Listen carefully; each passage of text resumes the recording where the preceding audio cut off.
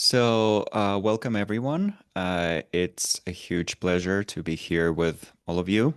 I hope you can hear me well and all that. And as usual, if you have any technical difficulties throughout the session, please reach out to us through chat.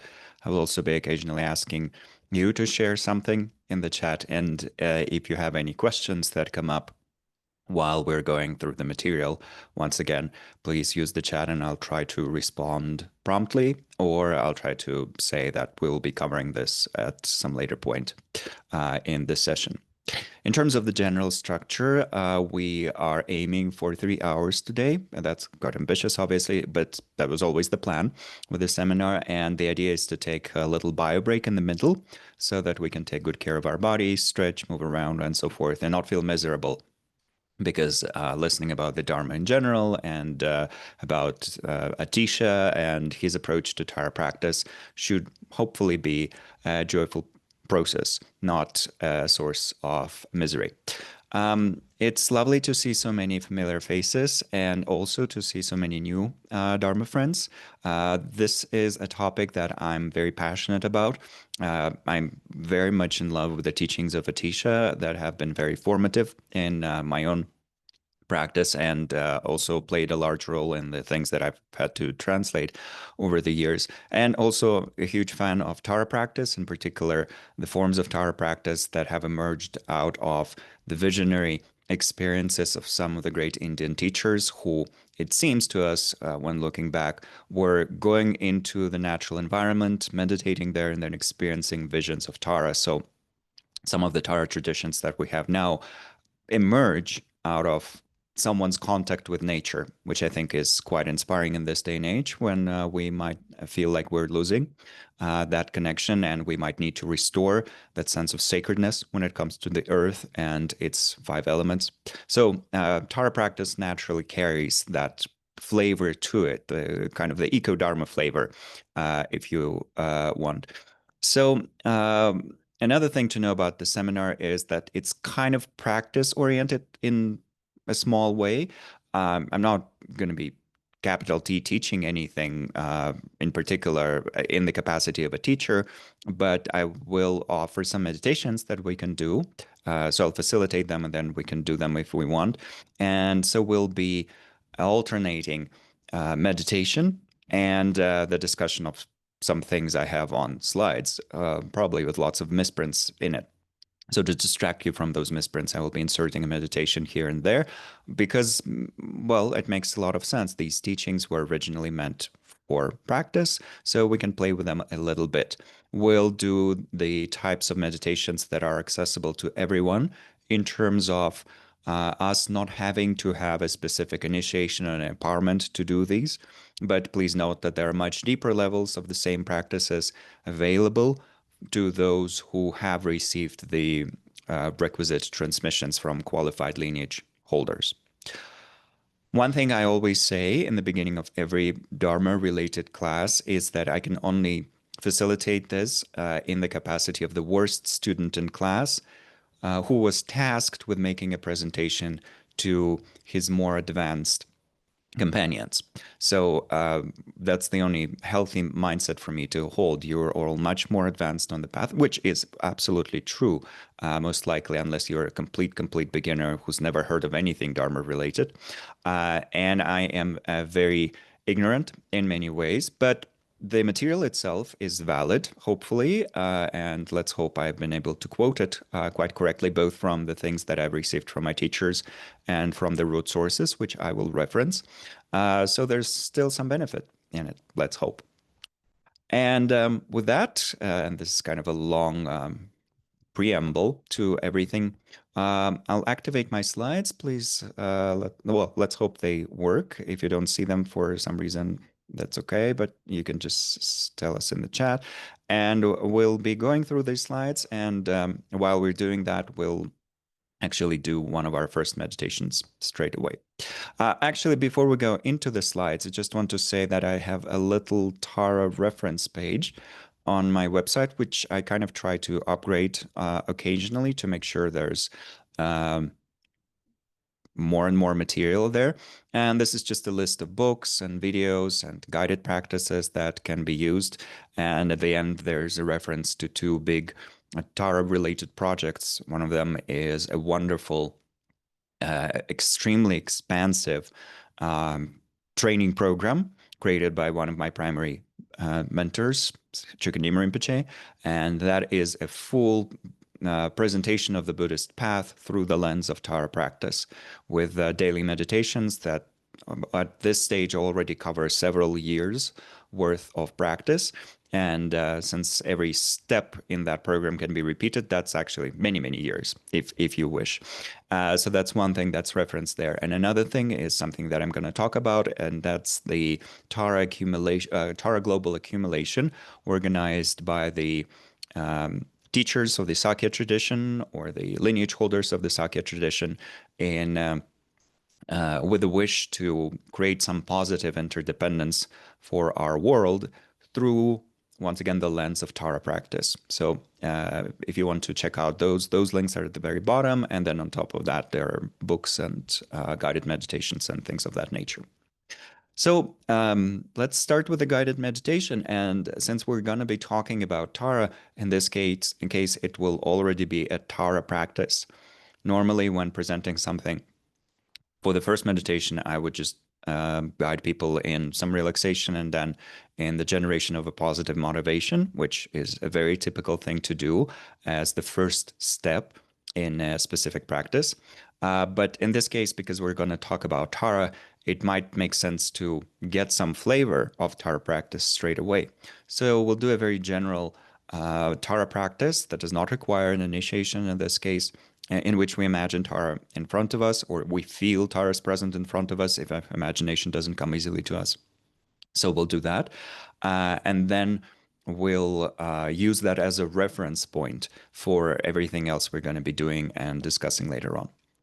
To do the practice, if you wish to do it, there's no obligation at all. But if you want to do it, the first thing to do perhaps is to stretch a tiny bit, just to make sure your body is comfortable and that it feels relatively flexible right now, and therefore able to settle deeply, relax, and be still without too much tension or too much discomfort. And once you feel like you've stretched enough, the next step is to find a comfortable stationary position. We used to say that when guiding meditations, that the meditation should be upright or sitting, but now, to use more inclusive language, many of my colleagues are starting to use the term stationary, which means that if your body does not feel comfortable for health-related reasons in the upright position right now, you can also do this meditation while lying down, or you can adopt a position that's uniquely suitable to your body with its health-related needs. The important point is that there's some stability in the position that we adopt, and that we can therefore relax deeply. So we're adopting that position. We're allowing our awareness to descend into the space of the body, which means that we're starting to notice the sensations in the body as if we are observing them from the level of those sensations themselves.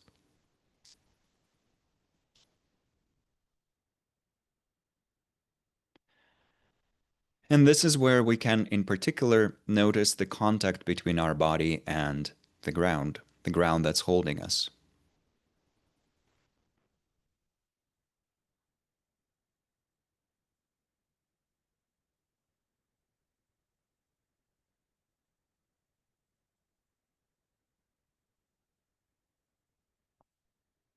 Noticing the sensations of firmness, stability, support, groundedness, and allowing these to inspire the relaxation response in us. A wave that gradually washes over our body, helping us release all the different types of tension and all the different types of deliberate movement. First in our feet and toes,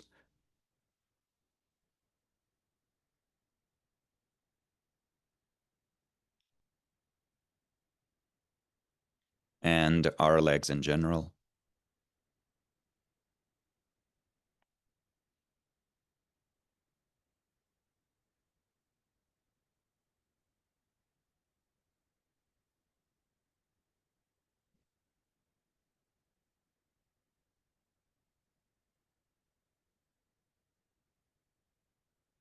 Then in the area of our pelvic floor and buttocks,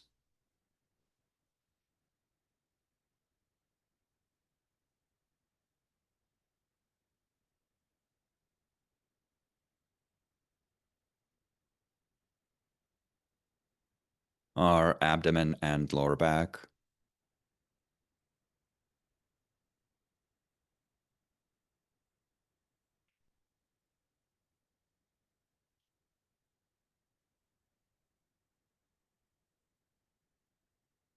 our chest,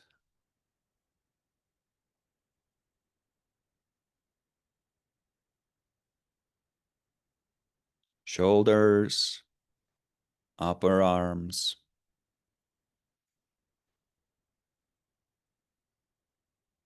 our forearms, our hands and fingers,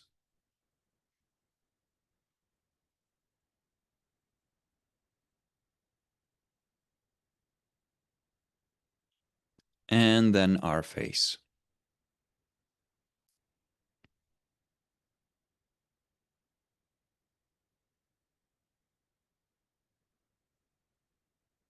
Spending a little bit of time with our entire body, noticing all of the sensations that shift and change, in particular with each inhalation and with each exhalation.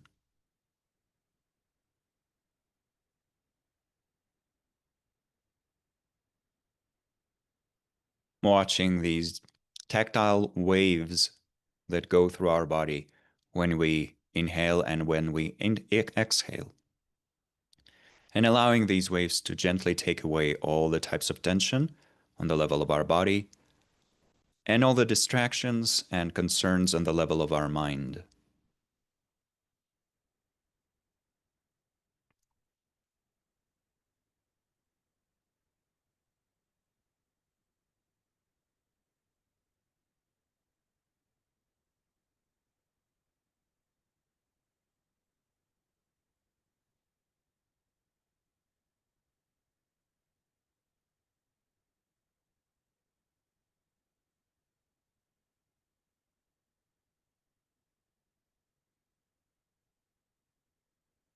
With our body resting and most likely releasing more and more tension with each new exhalation, our mind can also find some solid ground. And in this case, the solid ground is our positive motivation or our vast and profound aspirations related to the whole process of mind training.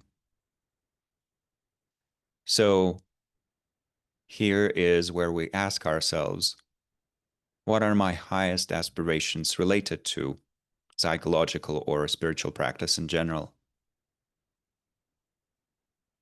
My most daring dreams.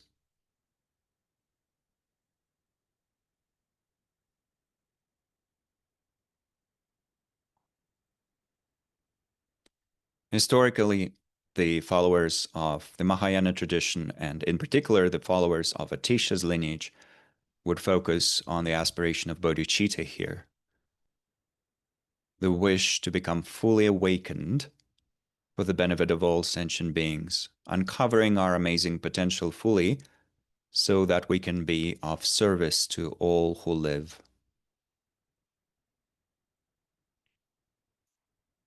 So if this wording resonates with us, we can work with that right now, breathing life into this wish, strengthening it with each new exhalation. Or if there's something else that's more meaningful for us right now, another wording, we could focus on that. But hopefully always including the benefit of others into the equation.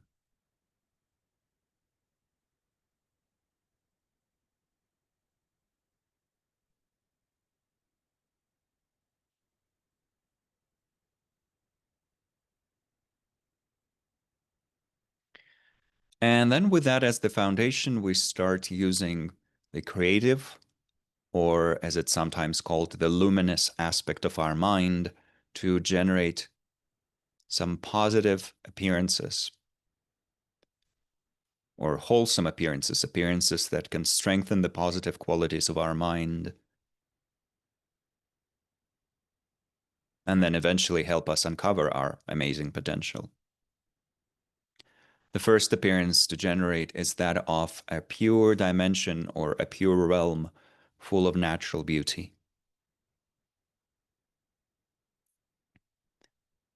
We can imagine being in a vast, beautiful environment with verdant fields and meadows, majestic mountains in the distance, forests, rivers, lakes, and so forth. Or if we want to make it a bit more specific or a bit more strongly related to Tara practice in particular, we can imagine ourselves in a majestic forest, full of light, but also full of majestic trees, but with enough space in front of us for Tara to appear and bless us or inspire our mind. And so in the space in front of us, we imagine a lotus flower floating in space. And above that lotus flower, there's a moon disk glowing gently and offering support like an extremely soft cushion. Above this seat of a lotus and a moon disk appears the green form of Tara itself. She looks like a beautiful lady with a body made of green light, and she is fully alive and vibrant. This is not a statue, not a two-dimensional image. We imagine an actual energetic presence that's very much capable of interacting with us. In particular, Tara is looking at us and at all the other sentient beings at the same time with wisdom and compassion.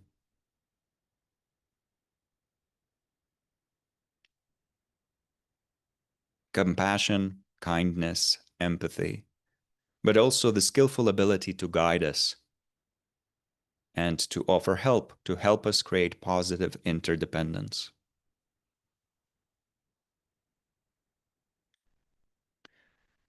Her right leg is slightly extended because she's ready to stand up and come to our aid. Her left leg is drawn in because she has perfect control over her energies. Her right hand is on her right knee, palm up in the gesture of supreme giving. And her left hand is at her chest. With her thumb and her ring finger, she's holding the stem of a beautiful blue flower called the Utpala flower. And this flower itself is blooming next to her left ear.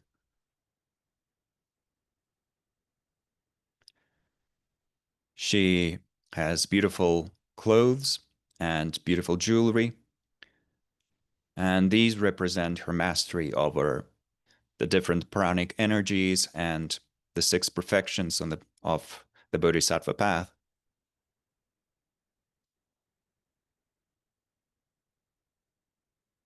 Her hair flows freely, but a part of it is tied up in a top knot.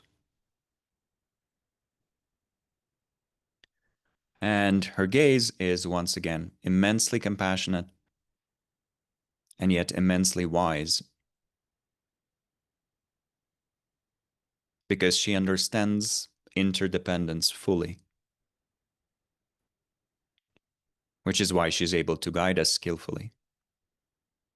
So just being in the presence of these qualities, feeling Tara's energetic presence, even if we find it hard to imagine it in detail, allows us to open up to Tara's inspiration so that our own positive qualities can grow or be uncovered more fully.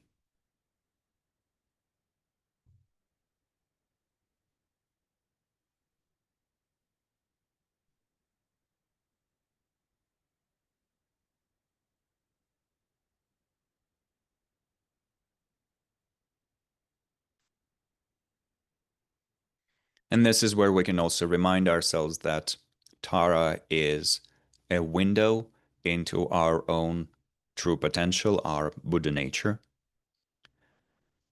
But also, she is a unified expression of all the great realized beings of the past, manifesting in this form for our benefit. And if we already have an established relationship with a truly qualified spiritual mentor or a number of truly qualified spiritual mentors, we can remind ourselves of the inseparability of Tara and our teachers.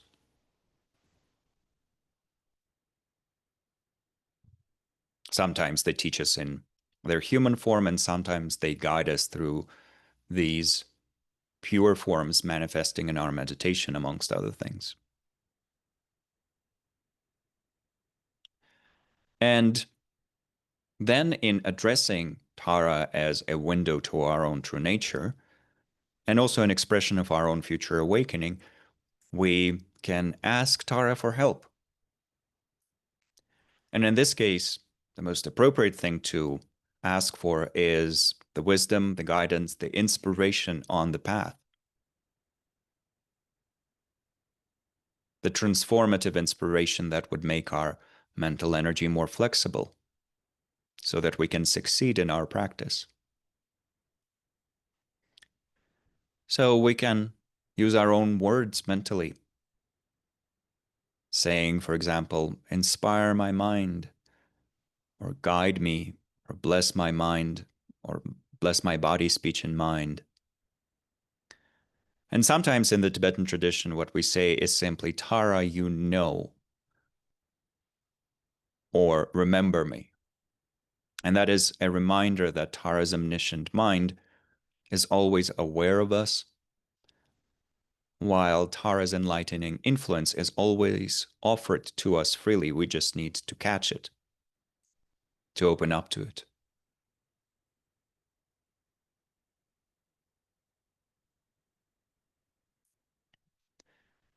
So offering this request if we want, opening up like that, and then envisioning or imagining that in response to this request, Tara does offer her inspiring influence, which flows into our body, speech, and mind in the form of five-colored light and nectar.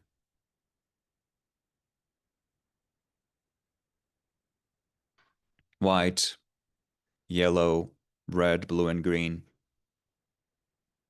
The five primary colors that are used in the Indo-Tibetan tradition. All of that light, all of that nectar flowing into us and indeed offering us the purification and the inspiration.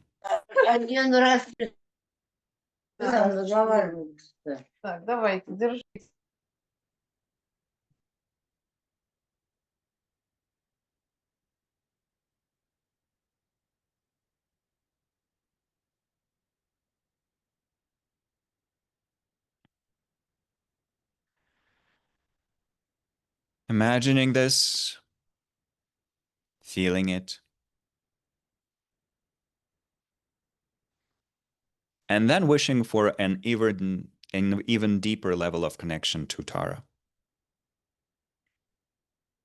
to her qualities, to her nature.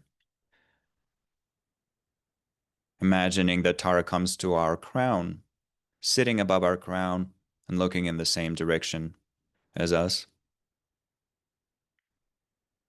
abiding there for a little while as a source of guidance.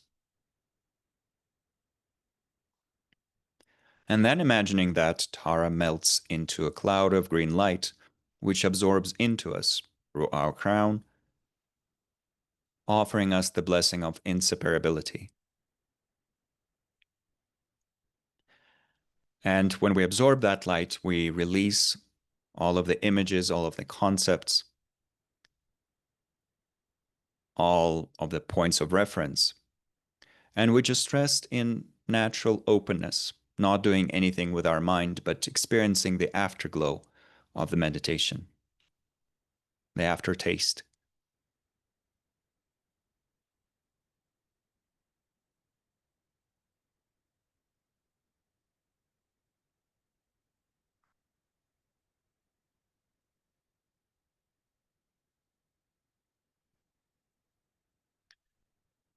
Then, mentally dedicating the energy of this brief practice, once again, to our highest aspirations, but also to everyone in need and to all the specific things that come to mind related to the well being of the world, the well being of specific beings or specific groups of beings.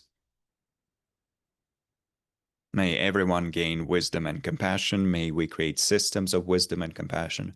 May we strengthen wisdom and compassion in everything we do and everything we come in contact with.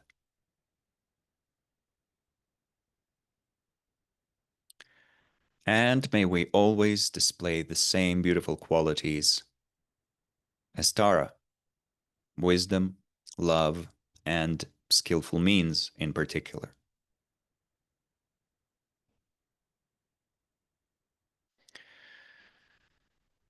And then, with that, coming back to our body,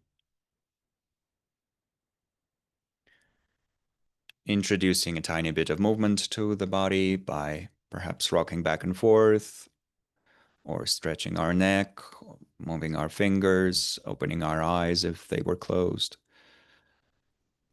And then slowly concluding our practice and transitioning back to our shared space.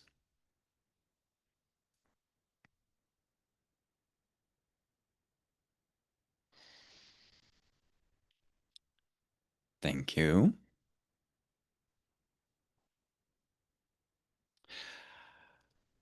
So, this is a very general meditation on green Tara, um, with some of the steps that would be typically included into the process. Not all of the steps that could be included. There are many more that we could do.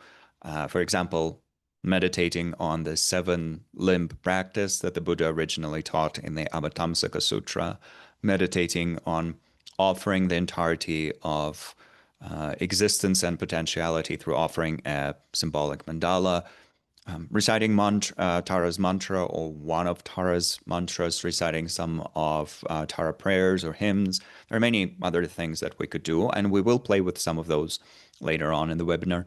But the most foundational thing that we do in practice related to a meditational deity like Tara is to imagine that meditational deity and then try to build a personal, emotional, and mental connection to it in order to connect to its qualities.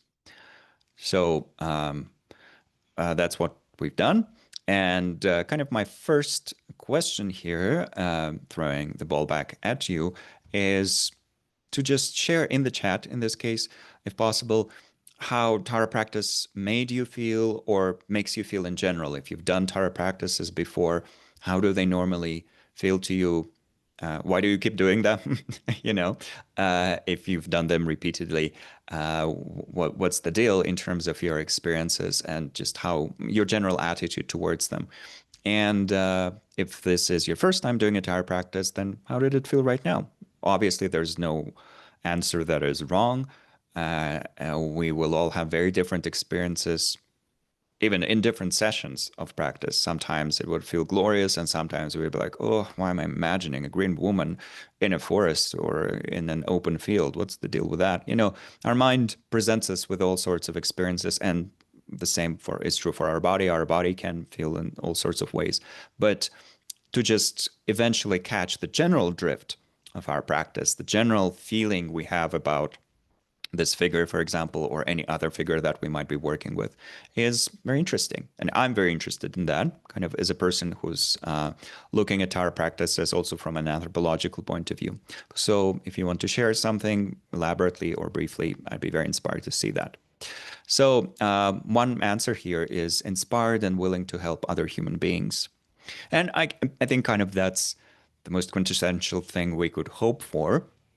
They often say, at least the teachers that I've been working with, by receiving teachings or by sometimes helping out as an interpreter, they often say that the main thing we would hope to see through doing practices such as this one is an increase in our altruism, in our kindness, and in our wisdom, also in our common sense. So if we're noticing greater willingness to be of help, that's incredible. That means the practice is working. These are not just magical methods that we use in our meditation, and then we go out and we're a horrible person. So hopefully not that. We are becoming slowly, in some cases, extremely slowly, but we are becoming a bit more kind and a bit more wise. Let's hope with each meditation that we do. Another response, the Tara practice calms me, brings me peace, and helps me grow my compassion, feeling the interconnectedness of all across all times. And that's again so important, right? Because we sometimes say, or at least in the Tibetan tradition, it is sometimes said that the most important teaching of the Buddha is the teaching on interdependence. That's both a sentiment we can hear these days and a sentiment that was shared by such masters or great luminaries as Je Tsongkhapa, the founder of the Gelug tradition. And before that, that's kind of the main gist of Nagarjuna's teachings. And Nagarjuna is very strongly connected to Tara. So to feel interconnectedness, which is a specific form of interdependence, is once again a very meaningful, I think, experience. Truly wonderful to have, especially in this day and age where we might, for whatever reason, feel quite disconnected from other beings. Another response, I feel blessed by Tara visiting me. Right now, I'm in a green, lush woods surrounded by mountains. Well, safe to say most of us will probably be feeling empathetic joy right here upon hearing that. Hopefully not jealousy, but just some empathetic joy about how wonderful it is to be able to do these practices or to do a Tara webinar while being in a beautiful environment. And indeed, as I mentioned, one of the forms of Tara practice, actually the one that we will have a guided meditation on next week with Tibet House, some of the forms of Tara practice emerged out of the visionary experiences that the great Indian masters had in green, lush forests or jungles.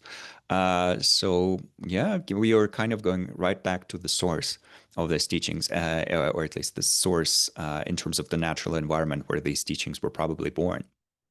Another response, in daily practice of this mantra, it helps it somatically relax, let go, control a bit while tending to thing.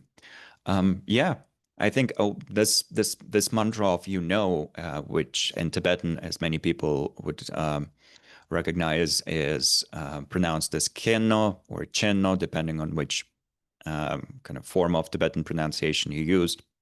This mantra is so profound because, once again, this term kenno can be translated as you are aware, or be aware of me, know me.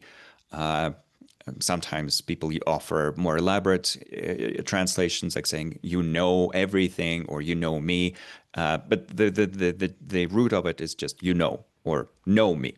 It's either kind of a request or we're just stating the fact you do know. But what is it that Tara knows, and to what degree do we know ourselves?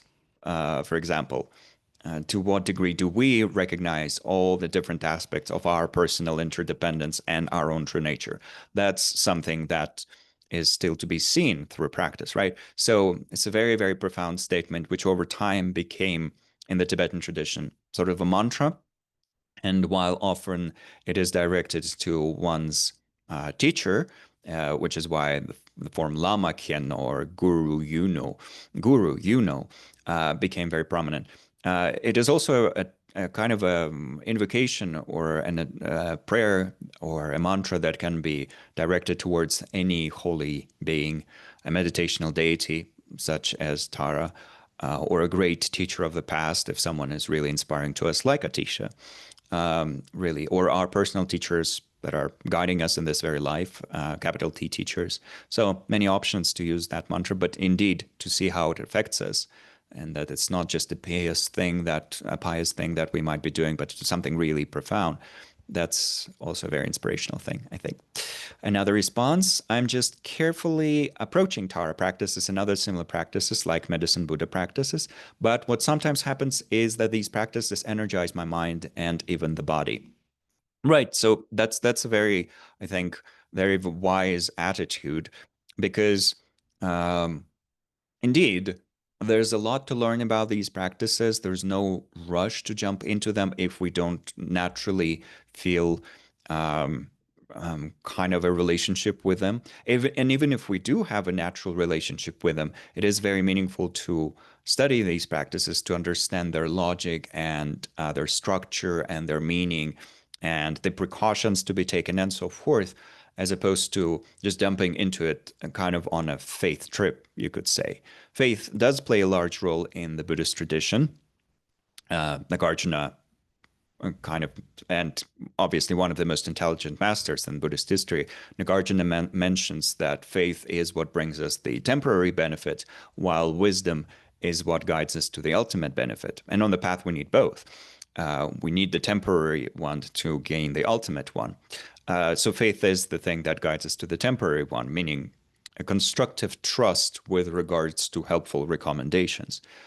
But to develop that that faith related to the temporary methods, we once again need a certain level of discerning intelligence and understanding.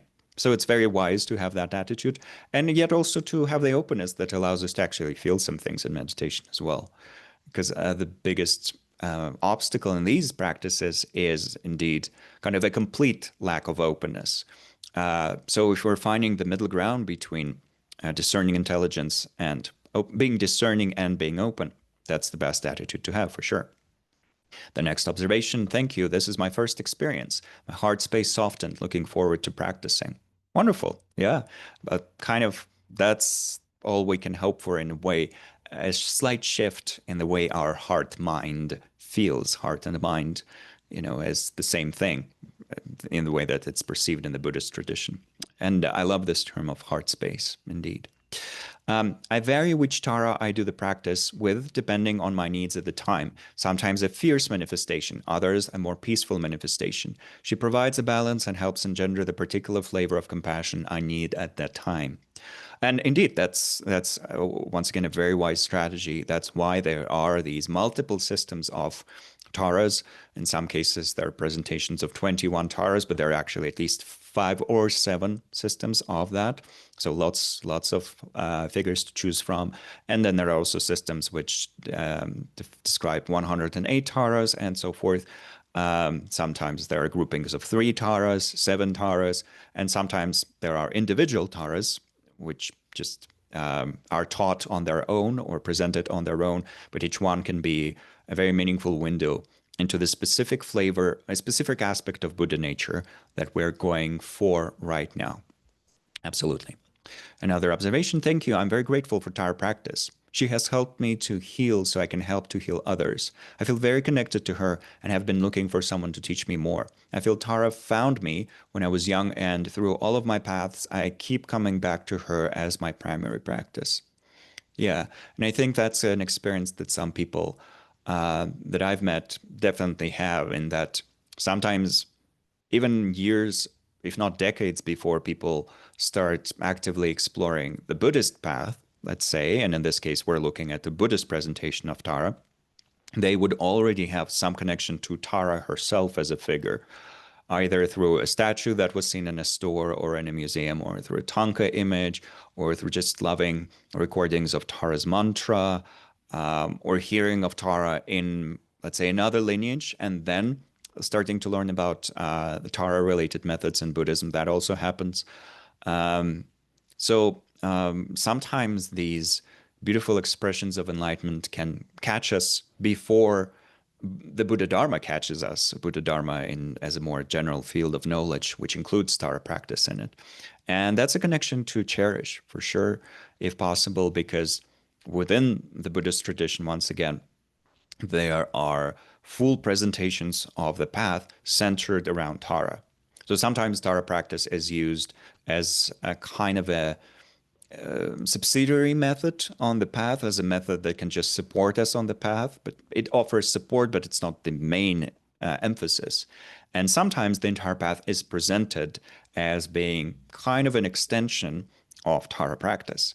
So once again, that training program that Chökyam Rinpoche developed, Tara's Triple Excellence, that's based on some teachings, visionary teachings from the late 19th century, from a great master by the name of Chogyur Lingpa. But before that, there were many other Tara teachings already to draw on or to rely on. And so kind of approaches like that one, and there are some similar ones in the Tibetan Buddhist tradition, teach us how to walk the entire path while always keeping one eye on Tara. Kind of one eye on Tara, the other eye on whatever specific topic or specific practice that we're working on, because we need to kind of strengthen all of our spiritual muscles over time. And yeah, for some people, that's what keeps them on the path. Having Tara or a similar figure, whether that's Guru Rinpoche or Medicine Buddha or any other figure representing enlightenment, kind of holding on to that figure as the unifying principle for everything else. That's a very, very wise strategy as well. So in general, we all have very different predispositions, and we have different experiences with practices such as this one. But what we can do is, over time, identify what is it that speaks to us, stick to that, and at the same time, while we're sticking to that thing, work on all the other things that we are supposed to train in.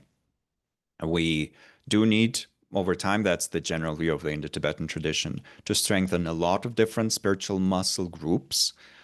So no one practice is sufficient, at least unless we adjust that practice in a billion different ways.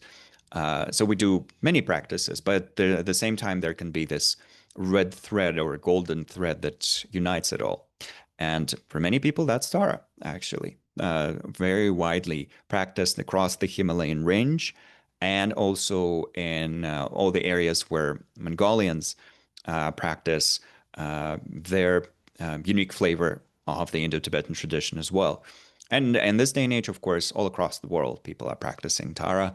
And on top of that, some of the great visionary masters of our time have very confidently said that some of the meditational figures that appear in other traditions, goddesses and female saints and so forth, are also actually manifestations of Tara, or the same energy that Tara represents. So some people would know that in Seattle, there's a very famous female master of the Sakya tradition, Dagmo Kushogla, and she is kind of a very prominent master of Tara practices. She teaches them a lot, or at least she used to teach them a lot when she was traveling and touring more.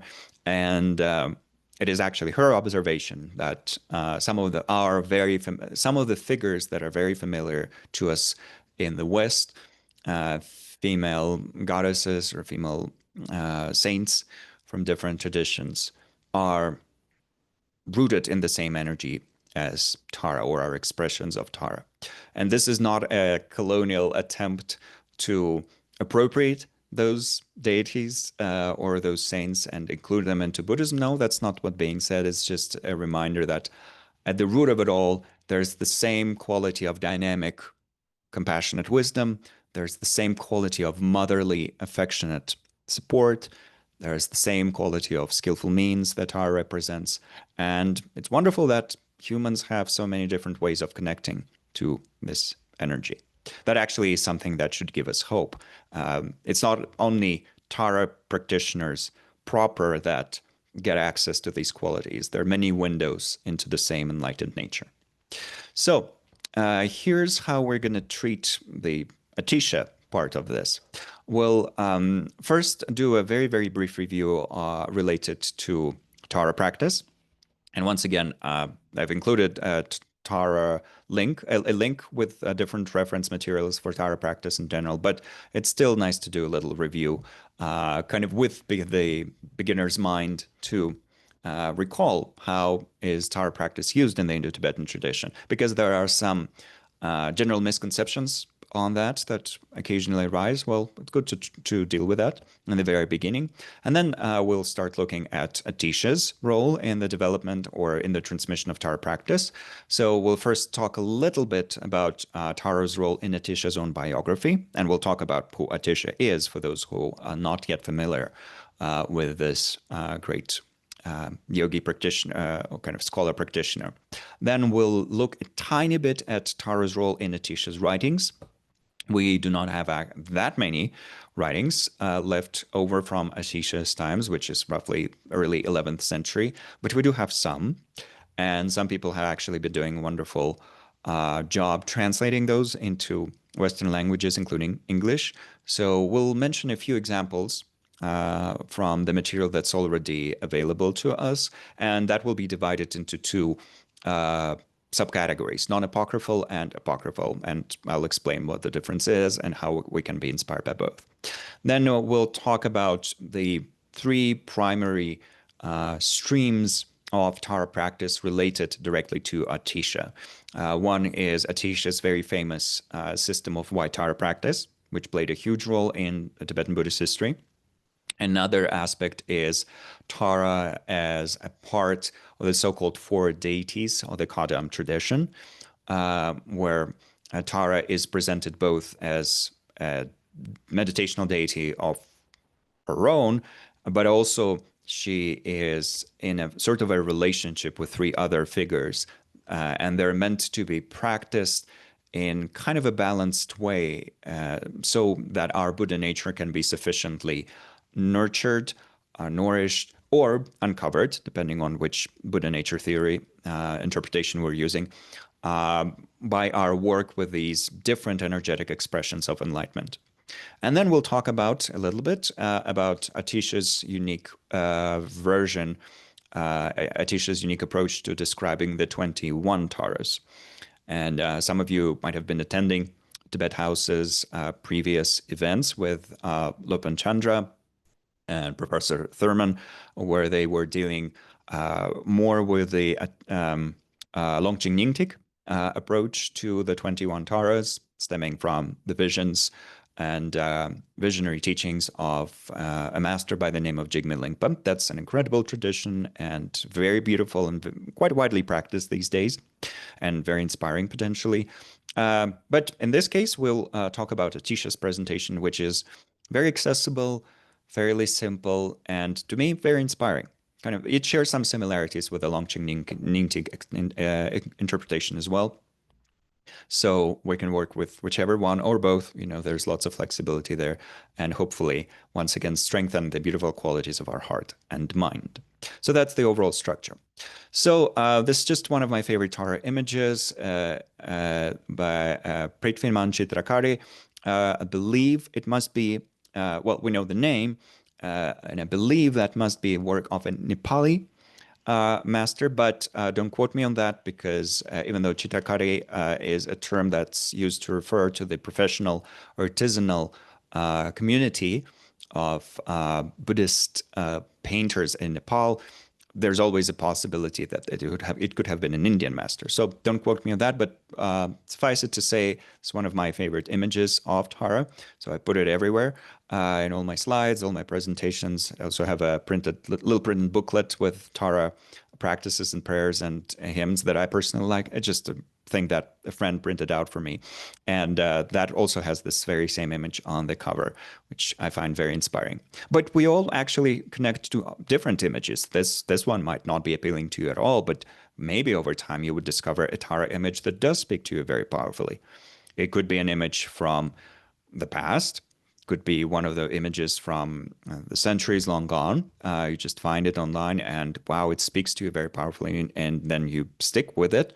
You know, you have a little copy of that, or you have it on one of your devices. It could be a statue, it could be a tanka or a painted image or something like that. But it could also be a modern image that you just one day notice when walking the streets of Kathmandu. You see a particular Tara tanka that just speaks to you, and you feel like you absolutely have to buy it and bring it home and practice in front of it. But these things happen once again.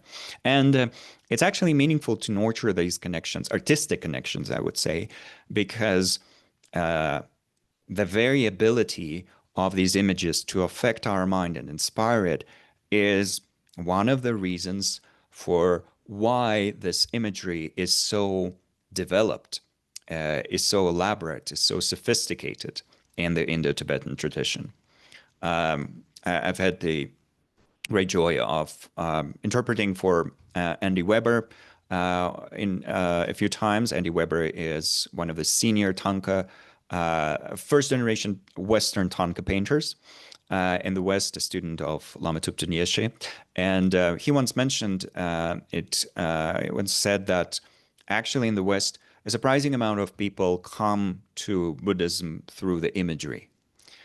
Not through philosophy, no, not through ethics, not through even the concept of meditation and closing your eyes and being mindful and all that. Those are all important roads through which we can come to the Buddhist tradition. But many people actually come to these practices and teachings through connecting deeply to something in the imagery world.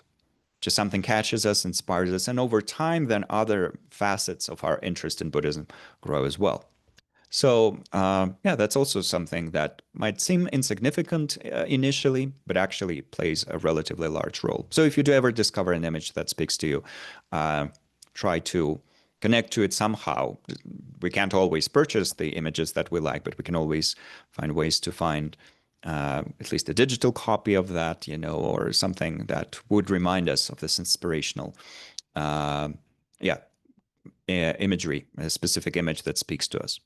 So a few words about Tara and the way she is described in the Tibetan tradition, in the Indo-Tibetan tradition, I should say, because all of these teachings come from India originally. And before that, we could say they were in the realm of enlightened activity. From this trans-historical realm, they got transmitted to our historical realm in India in particular, and here when we say India, we mean kind of the whole region of that covers most of South Asia. And then over time, it obviously got divided into a few countries that we now find in the Indian subcontinent. But historically, starting with the Greeks, this region was referred to as India, related to the name of the river Sindh and Sindhu. And so we're talking about basically the Indian subcontinent, where Tara practices over time emerged. Some are said to have emerged closer to the Himalayas. Some probably came from southern India, which is where Nagarjuna was allegedly born. And so kind of you find the different covens of Tara practice, for lack of a better word, across the Indian subcontinent. And then over time, because those, once again, covens, I like to be slightly facetious with this, flourished and were able to transmit their teachings further on. Those teachings sometimes combined into unified rivers that then came to the neighboring countries, in particular to Tibet, and then through Tibet also to Bhutan, to Mongolia, and so forth. So how is Tara described? Well, some people say she's a goddess. That's a meaningful word to use here, Lhamo in Tibetan, which just literally means goddess. Some people say she's a meditational deity, Yidam, in particular, meditational deity in a female form. And it is also meaningful to say Tara is a Buddha, and meaningful to say Tara is a bodhisattva. So sometimes she is described as a fully enlightened being. Sometimes she is described as kind of an archetypal expression of someone, an archetypal example of someone walking along the path to enlightenment and already very advanced, but not quite yet there. But these divisions into whether Tara is a Buddha or a bodhisattva actually are not fully meaningful in this case, because all of Tara's teachings, all of teachings on Tara come from tantric literature, not from sutric literature, so from teachings on the advanced meditational tantric technologies. And in those teachings, this division into, is she a Buddha or is she a bodhisattva? Has she already made it or is she not quite there yet? These distinctions become quite insignificant. Tara is just seen as an energetic expression of enlightened nature that helps us uncover our own enlightened nature. So that's how she's sometimes described. Tara is also sometimes described in terms of her trans-historic Star Wars-like history. And then it said that she used to be a princess in this other world system, and she practiced and she gave a vow to always manifest in female forms and to also gain enlightenment in a full female form, to show that kind of the predominant misogynistic patriarchal systems of transmission that existed in her times and still exist in our times are meaningless, and that anyone can get enlightened, obviously including those who are now manifesting in female forms. So that's the kind of general story that's told about her as a princess that eventually did become fully realized for the sake of all sentient beings. And there are other stories, a bit more symbolic in nature, that talk about how Tara became an expression of enlightened activity, or how Tara became an expression of dynamic compassion. But when people talk about Tara's ultimate nature, it's said that Tara, in the most transcendent sense, is never separate from the unified qualities of wisdom and compassion. So that's what she represents and embodies. There's a traditional wording that says that it's all emptiness with the core of compassion, or compassion with the core of emptiness. Emptiness here refers to the absence of independent existence. And the flip side of that is interdependence. So lack of independent existence equals interdependent existence. There's emptiness and interdependence, two sides of the same coin. And that's what the wisdom cognizes or knows. And that wisdom, knowing interdependence and lack of independence, is inseparable, or should be inseparable from compassion and love. And it's the union of these two, love and wisdom, that Tara very powerfully represents for us. When we were doing our own meditation just some minutes ago, we were already connecting to this, hopefully, and that's what you reported, feeling an opening in the heart, feeling this altruistic wish to benefit others. So there's that, and that altruistic component is balanced with wisdom, which in this case does not only refer to wisdom that knows the ultimate nature of things, it also includes wisdom that knows the individual characteristics of different things, and therefore helps us to be skillful in helping others. These branch out, it says here, into the secondary qualities of mindful awareness, conscientiousness, carefulness, faith, generosity, and so forth. Basically, all of the positive qualities that are described in the different Dharmic traditions, with the idea that we would be uncovering or cultivating those qualities. So there are different presentations of these beautiful qualities, a more academic and psychological, or a more academic psychological presentation, a more yogic presentation. Any one of those would work. There's different lists of beautiful qualities that we can cultivate. Eventually, they're all always summarized as wisdom and kindness, or wisdom and compassion. But when we work with the specific practices, we are sometimes invited to cultivate the derivative qualities, or kind of the secondary qualities. Regardless of what we're doing with it, Tara is there to help us with all of that. And she's also there to help us with the development of bodhicitta, which is this very beautiful quality. It has two aspects to it. One of these two aspects is the conventional bodhicitta, the wish for us to become fully awakened for the benefit of all beings. Tara very powerfully presents that in terms of her story when she was a princess back in the day in a galaxy far, far away, and in terms of just how even the visual language that we're using represents this bodhicitta aspiration. The positioning of her hands, the positioning of her legs, all of that speaks of bodhicitta, this conventional bodhicitta that wants to wake up fully to benefit beings, and the other one, the ultimate bodhicitta, which is the wisdom that knows the true nature of reality. So once again, to complete the path, to become like Tara, we need to perfect these two aspects of bodhicitta, and Tara herself represents the perfection of these two qualities, inspiring us to keep working on those, never giving up. Why are Tara practices used across the Himalayan region and now all across the world? For three different levels, we could say. The main one, and that's the transcendent level, is to wake up, to fully wake up, to become awakened for the benefit of all beings. So we could say to fully liberate our mind, which in this case means not just personal liberation, but full liberation from all that's concealing reality from us. That's the thing that Tara can help us with, becoming a fully enlightened Buddha. That's the main reason to use Tara practices. And hopefully, regardless of when we meditate, how we meditate, and so forth, this one is always present in our practice. That's how it's taught, actually. It's said that if you're doing these practices, including Tara practice or medicine Buddha practice, which was also mentioned in the chat, or any other practice of this nature related to meditational deities or Buddha figures. Whichever practice we're doing, there always needs to be this aspiration for full awakening. Without it, our practice would not create the most positive interdependence. And in fact, it can create negative interdependence if we're not careful.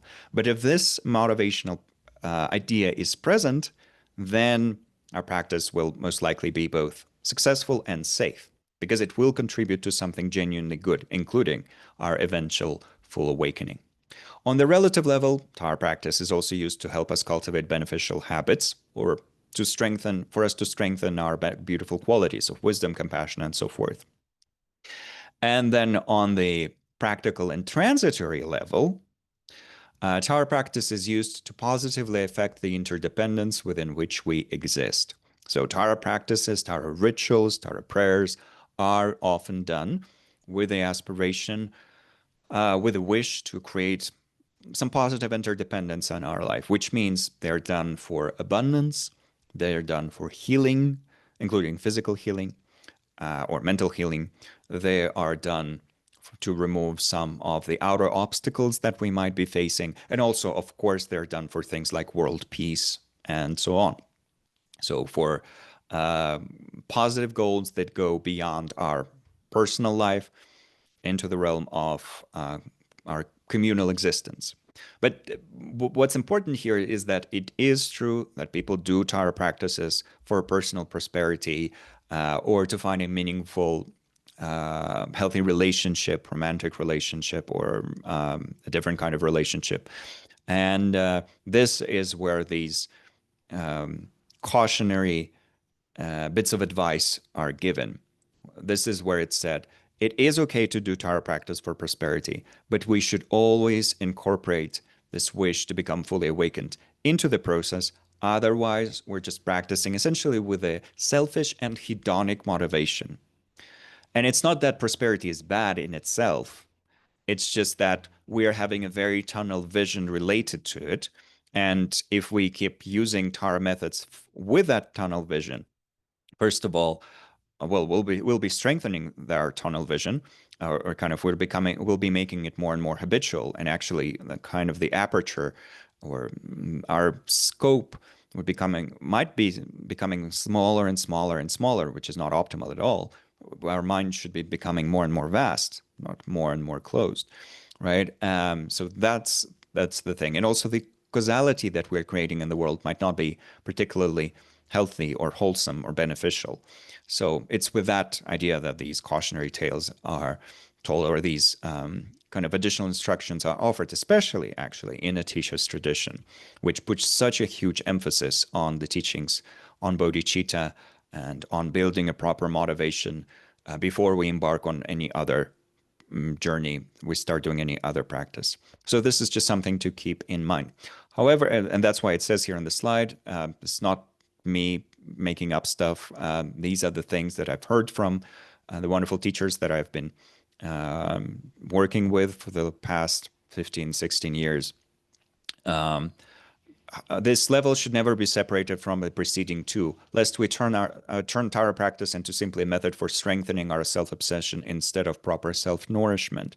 Meaning, Tara methods are, yes, they are in a way magical in nature, in that these are methods for affecting interdependence, primarily our inner interdependence, but to a certain degree sometimes through synchronicity, to borrow a Jungian term, through the synchronicity, even on the outer level, positive things might happen. But the main thing that we're affecting is the inner interdependence, and then the outer interdependence might follow suit. If we make a mistake there, then our inner interdependence might be affected negatively. And even on the outer level, whether we will reap good results, that is to be seen. That is to be determined. So this is just a general overview. So then looking at Atisha, who offered Tara methods related to these three goals. He did practice Tara himself very extensively. In fact, it is said that Tara was Atisha's primary meditational deity, or kind of the main expression of enlightenment that he relied on throughout his life, even though he was a master of many deity practices and many very advanced Vajrayana systems or Tantra practice systems. Amongst all of those, even though there are many systems that might look more fancy in some ways, more advanced, with deities that have more arms and more faces and more legs and so forth, Atisha, out of all of those, focused on Tara. At least that's the way it's described. Now, we don't quite know what was happening in the 11th century. We can only rely on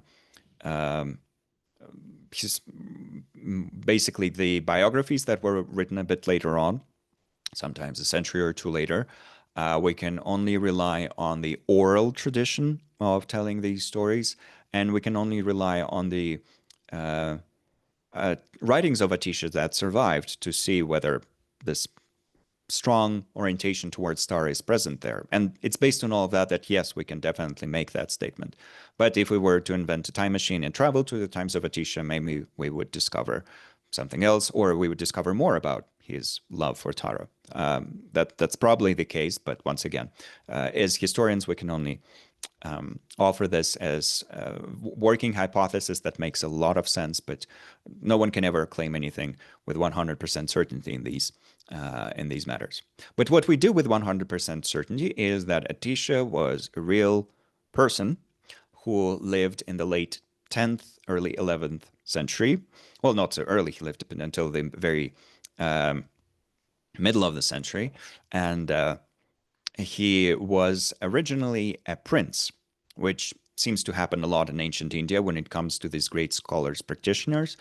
Some of them came from a completely different social milieu. There were people who, in particular amongst the Mahasiddhas, or the great tantric masters, there were people who would primarily be doing the types of work that were seen as extremely menial.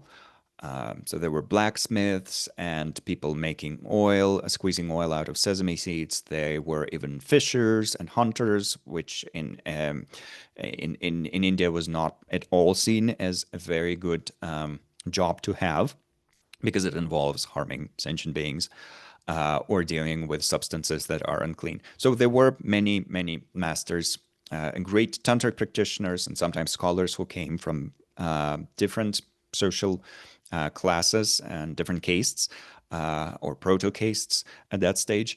But there were also a lot of princely and royal practitioners.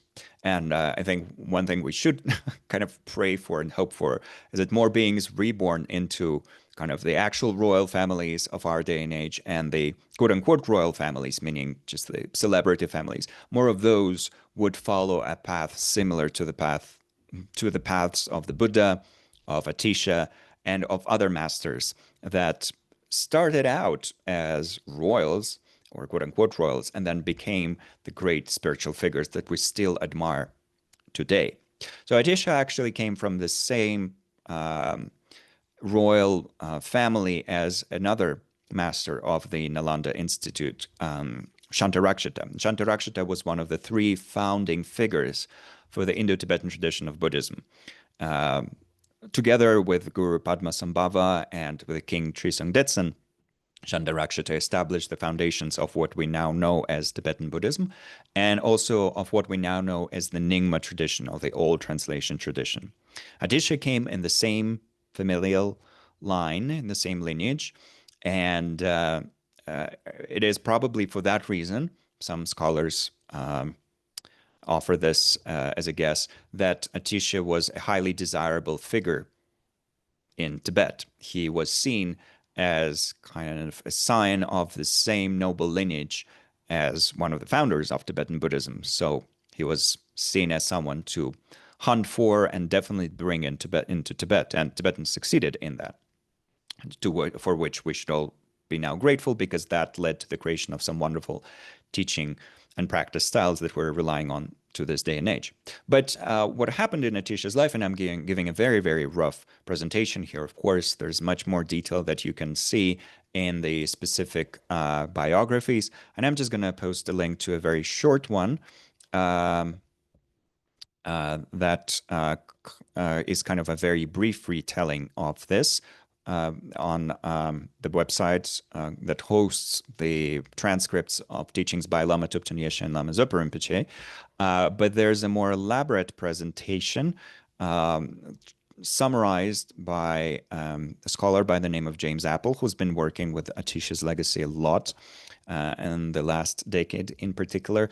Well, his career is much longer, but he published two very important Atisha books in the last decade. So that's why I'm mentioning it like that. And his first book, his earlier book, published through Shambhala Publications, offers both Atisha's biography and a sampling of Atisha's writings. So if you want to learn more about Atisha and his legacy, that's a very good book to work with. It includes a more elaborate biography. But to put it all very briefly, he was born a prince. There were actually three brothers born there. Two of them became monks. I think the third one inherited the throne. The two of them became monks, which, that's a good figure to aim for.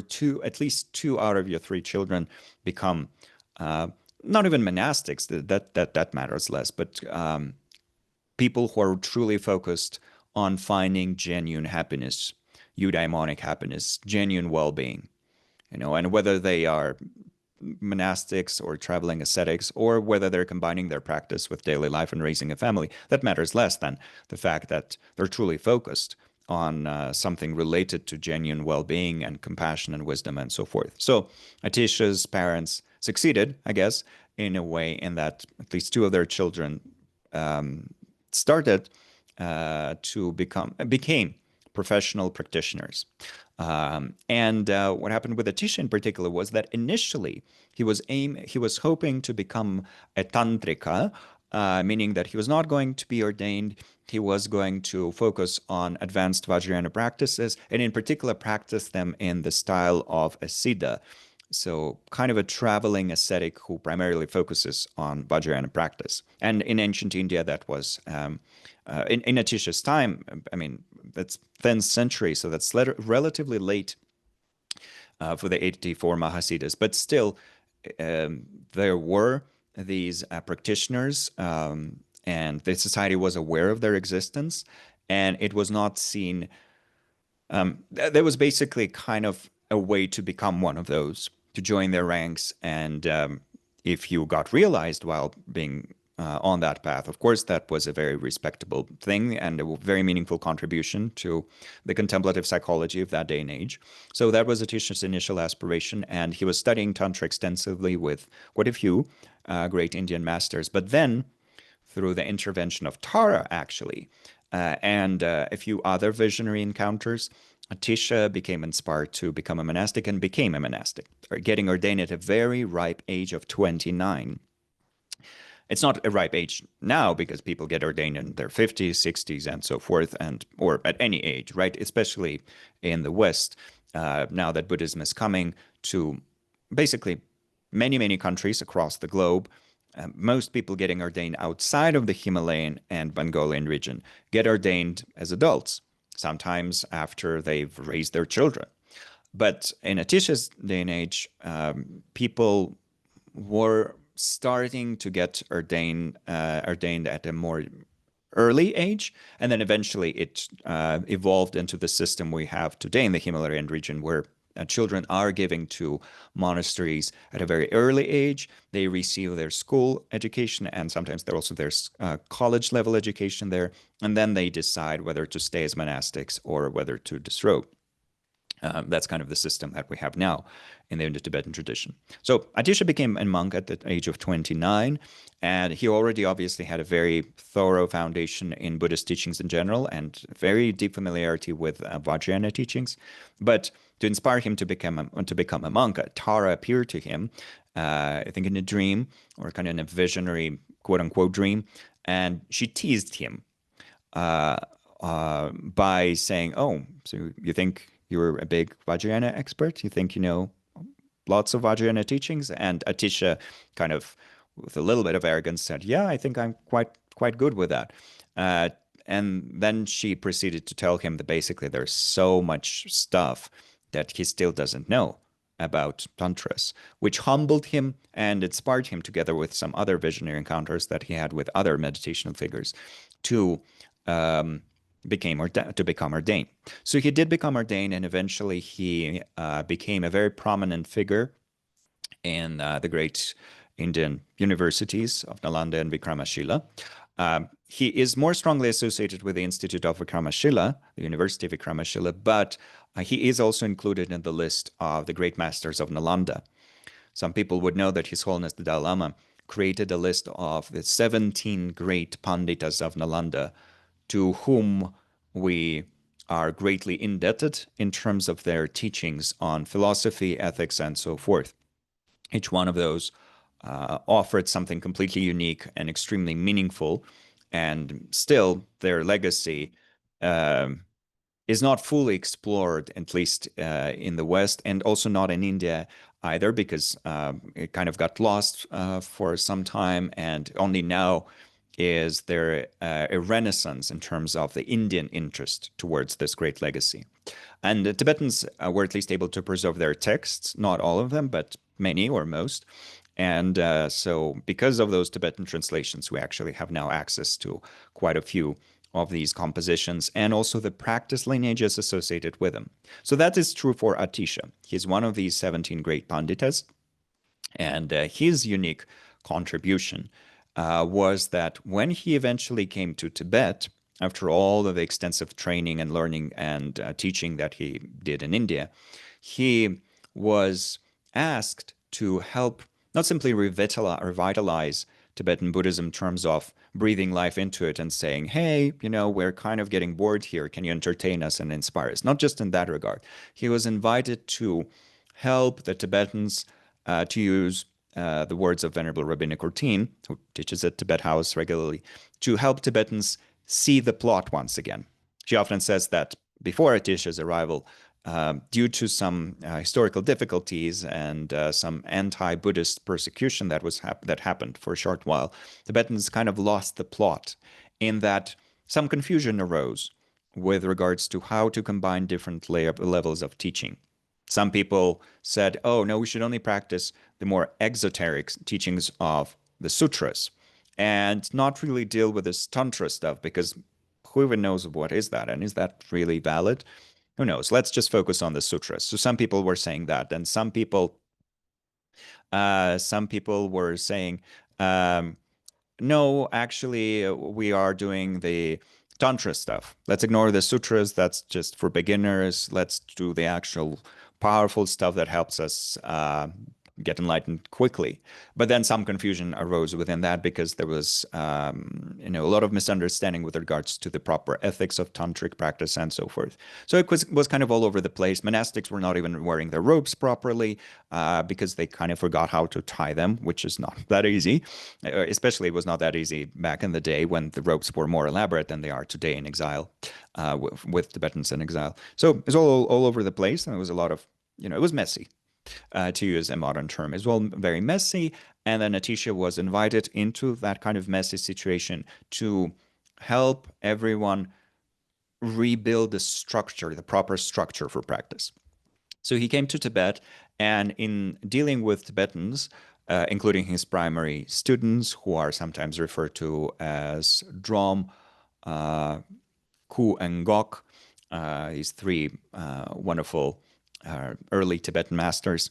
In dealing with Tibetans, Atisha saw that what would perhaps work best is offering them some very quintessential guidance on what is to be applied. Not teaching them elaborate philosophical treatises, even though that was a part of what is still happening in the Indo-Tibetan tradition. And now it is a much larger part of the tradition than it was in Atisha's time. Not offering them empowerments, tantric empowerments, not offering them monastic ordination. Atisha had never ordained monastics in Tibet. He did not perform monastic functions in Tibet because Tibet had a different lineage of ordination already, and Atisha didn't want to mess with that. Or kind of add confusion where there was already a lot of confusion. Instead, he offered some very quintessential guidance on the key points to apply on the path. So, just giving people a recipe for recovery instead of teaching them the totality of the medical science. So, he created these or originated these two lineages of transmission that are often held by the same person, but that are described as two different literary genres. The teachings of Lamrim, or the graduated path, and the teachings of Lojong, or mind training.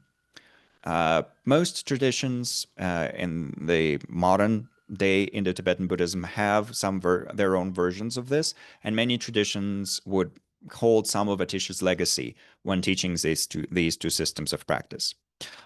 So Tara, in particular, was once again the visionary figure that advised Atisha or inspired Atisha to go to Tibet. Atisha was already a senior teacher and a senior monastic in India, very widely respected, very, very highly esteemed. He did not need to go to a country that could not offer a good climate, in his understanding, right? Because Tibet is a very cold country compared to India. He did not need to go to a country where the students were nowhere on the level of sophistication that he was used to in India. Basically, he did not need to endanger his life and shorten his life, which ended up happening, and going to Tibet, to teach people who were, as far as he could say, not really qualified to be taught. But he did go because at one point he had a vision of Tara, and Tara said that if he does go to Tibet, his life will be shortened, but the benefit to sentient beings will be immense. And if he stays, he'll live longer, but less benefit for beings. So being a true embodiment of bodhicitta, a practitioner of bodhicitta, Atisha chose the right thing, which was to go and do the most beneficial thing, the thing that would bring the greatest benefit, even when that meant that his lifespan would be shortened. And that's what happened. Atisha passed away in Tibet in 1054, but before he passed away, he was able to transmit his two primary teachings, the one on Lamrim and the one on Lojong, and they're very highly interconnected to each other, strongly connected to each other. And then he offered some additional teachings, including his Tara compositions and the three systems of Tara practice that we will look at later on. So what does that teach us?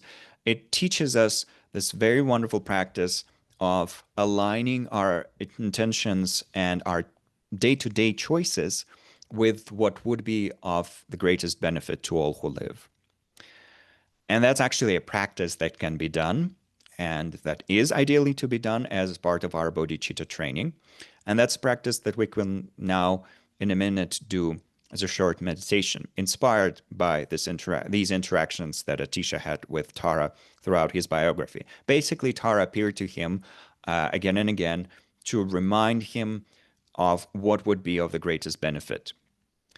Atisha was a realized master, so we could say he probably had a direct way of cognizing, direct way of knowing what is the best choice. That's often the case with great realized beings. In my experience as an interpreter, in very limited perception of the great masters that I've encountered, many of them can just tell what's most beneficial without needing to resort to divinations and so forth.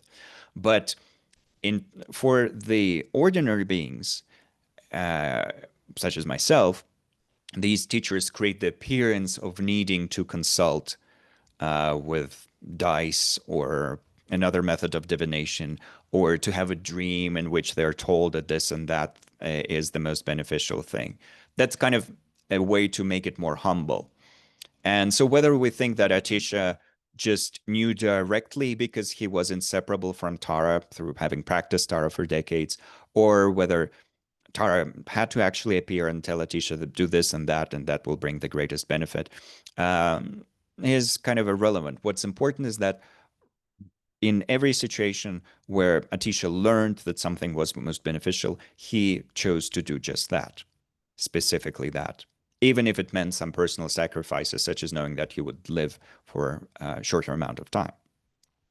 So when bodhicitta teachings are presented, in addition to us training in bodhicitta itself, developing this wish to become awakened for the benefit of all beings, we're also reminded of the fact that beings who have developed bodhicitta, and those are bodhisattvas proper, not aspiring bodhisattvas, but actual bodhisattvas, those beings always go for the most meaningful thing, for the most beneficial thing. And so if it means being temporarily reborn in a lower realm to just save one being, to fish one being out of there and bring it to a better realm and then eventually to enlightenment, bodhisattvas would do that. If it means going to Tibet to create kind of a new transmission of teachings there, they do that. If it means listening to a friend closely and offering our compassionate, wise attention, bodhisattvas do that. What bodhisattvas do not do is that they don't allow their selfish, limited wishes, especially hedonic wishes, to prevent them from doing what's most meaningful and what's beneficial. And they also have enough wisdom, and even though that wisdom is growing along the path, becoming more and more advanced with each new stage, they have enough vision to often or almost always discern the best option. And so when all of that is presented, then it's said it's very good to train in this wish to be of the greatest possible benefit and to pray for that. So to focus on that as an aspiration and to pray for that and to dedicate our merit to that. That's a very meaningful practice that will help us strengthen our bodhicitta and also help us make the most meaningful choices possible at every step. So that's something that we can meditate on briefly. And before we do that, this will be like a 7-minute meditation. I would invite all of us to just stretch a little bit once again to make sure that we're comfortable and not miserable in our bodies.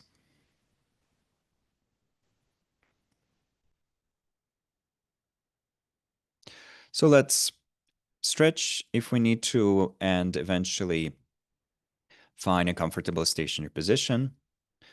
Once again, any position would do, as long as we have some stability there and we're able to relax a little bit. And once we have adopted that position, we can spend a few moments relaxing the body, or rather noticing the sensations in the different parts of our body, and at the same time releasing some of the physical tension.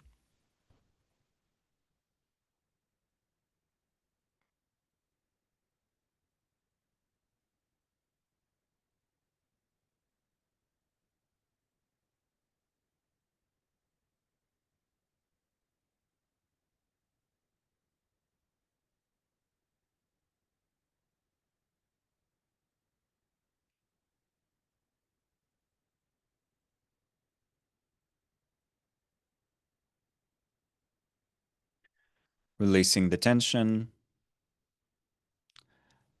and to the degree that's possible, also allowing our breath to move freely in an uncontrived way.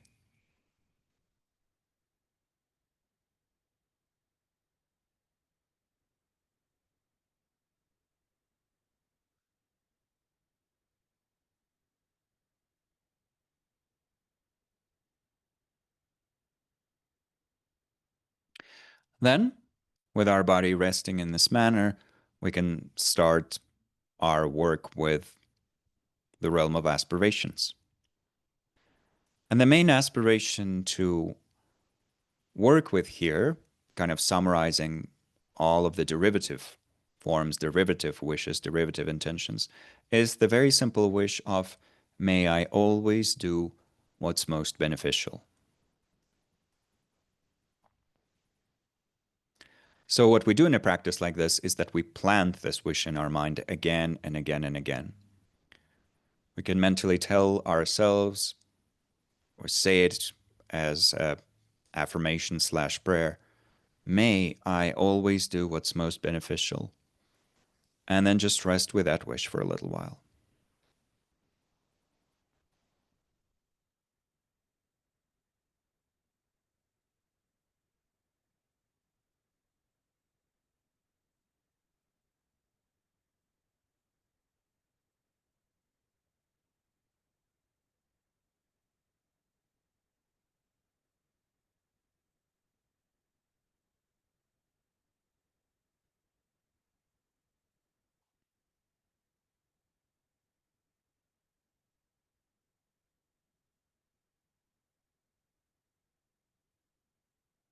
May I always do what's most beneficial.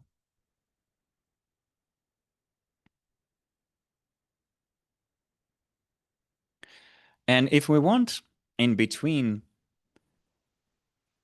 the repetitions, in between us planting the seed of this aspiration, we can imagine actively living that. Having enough wisdom and enough love so that in every situation we unmistakably and without reservations go for the most meaningful option, the one that benefits more beings and in a larger framework, in a larger timeline.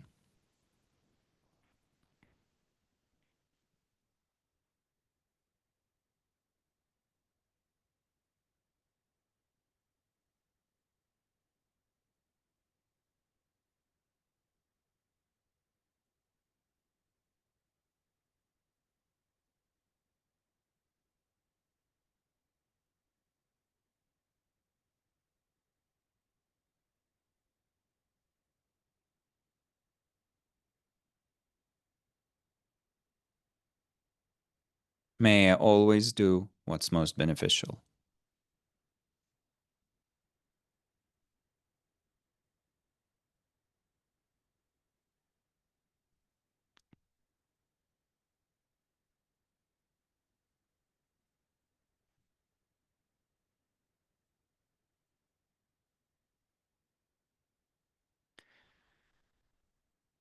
And as we're nearing the conclusion of this short meditation, we can actually use the very same formula, the very same wording as our dedication.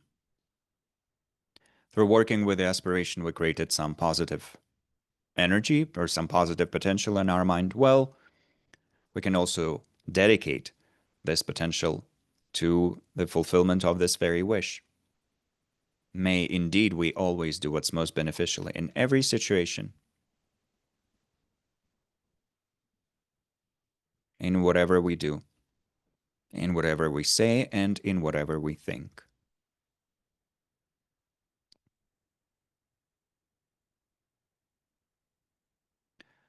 Then, releasing all the thoughts, images, aspirations, all focal points, just resting in open clarity.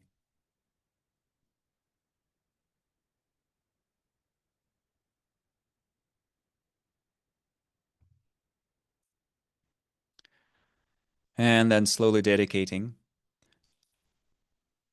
slowly concluding the practice and introducing some movement to our body. Rocking back and forth, stretching our neck, moving our fingers.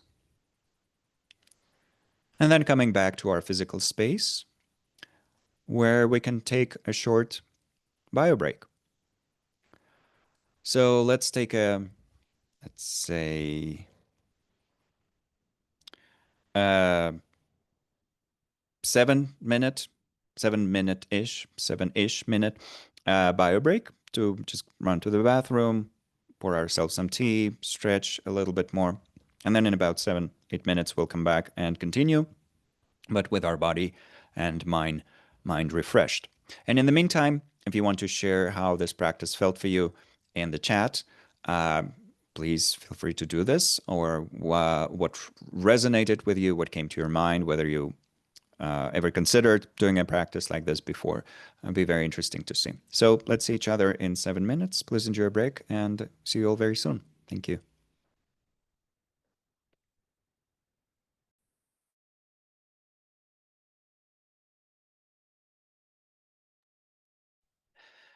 Hello again.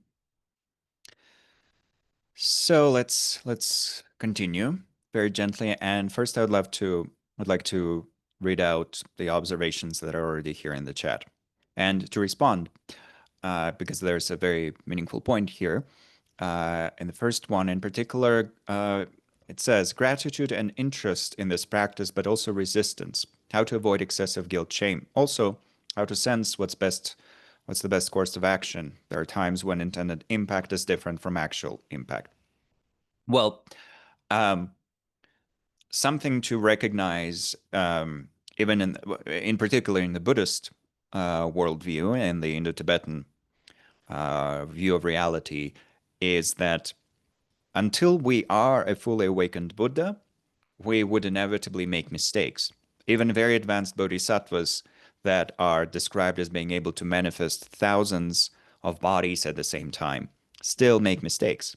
Their mistakes are not as large as ours, but they're still mistakes. They're still not yet perfectly omniscient, even though omniscience is described as being the true potential of our mind. To reach that level of complete knowing, of knowing completely what would be the result of each and every action and how to always align our intent with our impact, to be there, we have to become fully awakened. So that's the aim. We're moving in that direction. Until we get there, there's no surprise that it doesn't always work.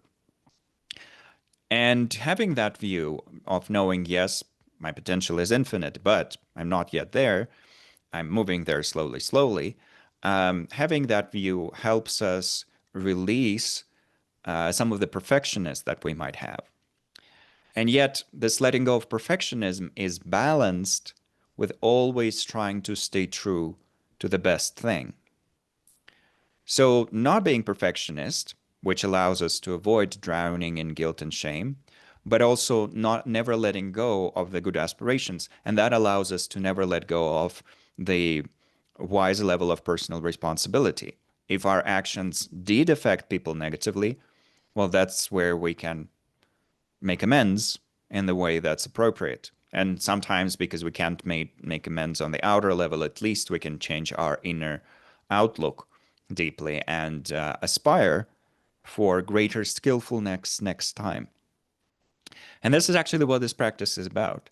It's about always trying to do what's most skillful with the resources that are available to us. And here resources also refers to our level of wisdom and our level of kindness.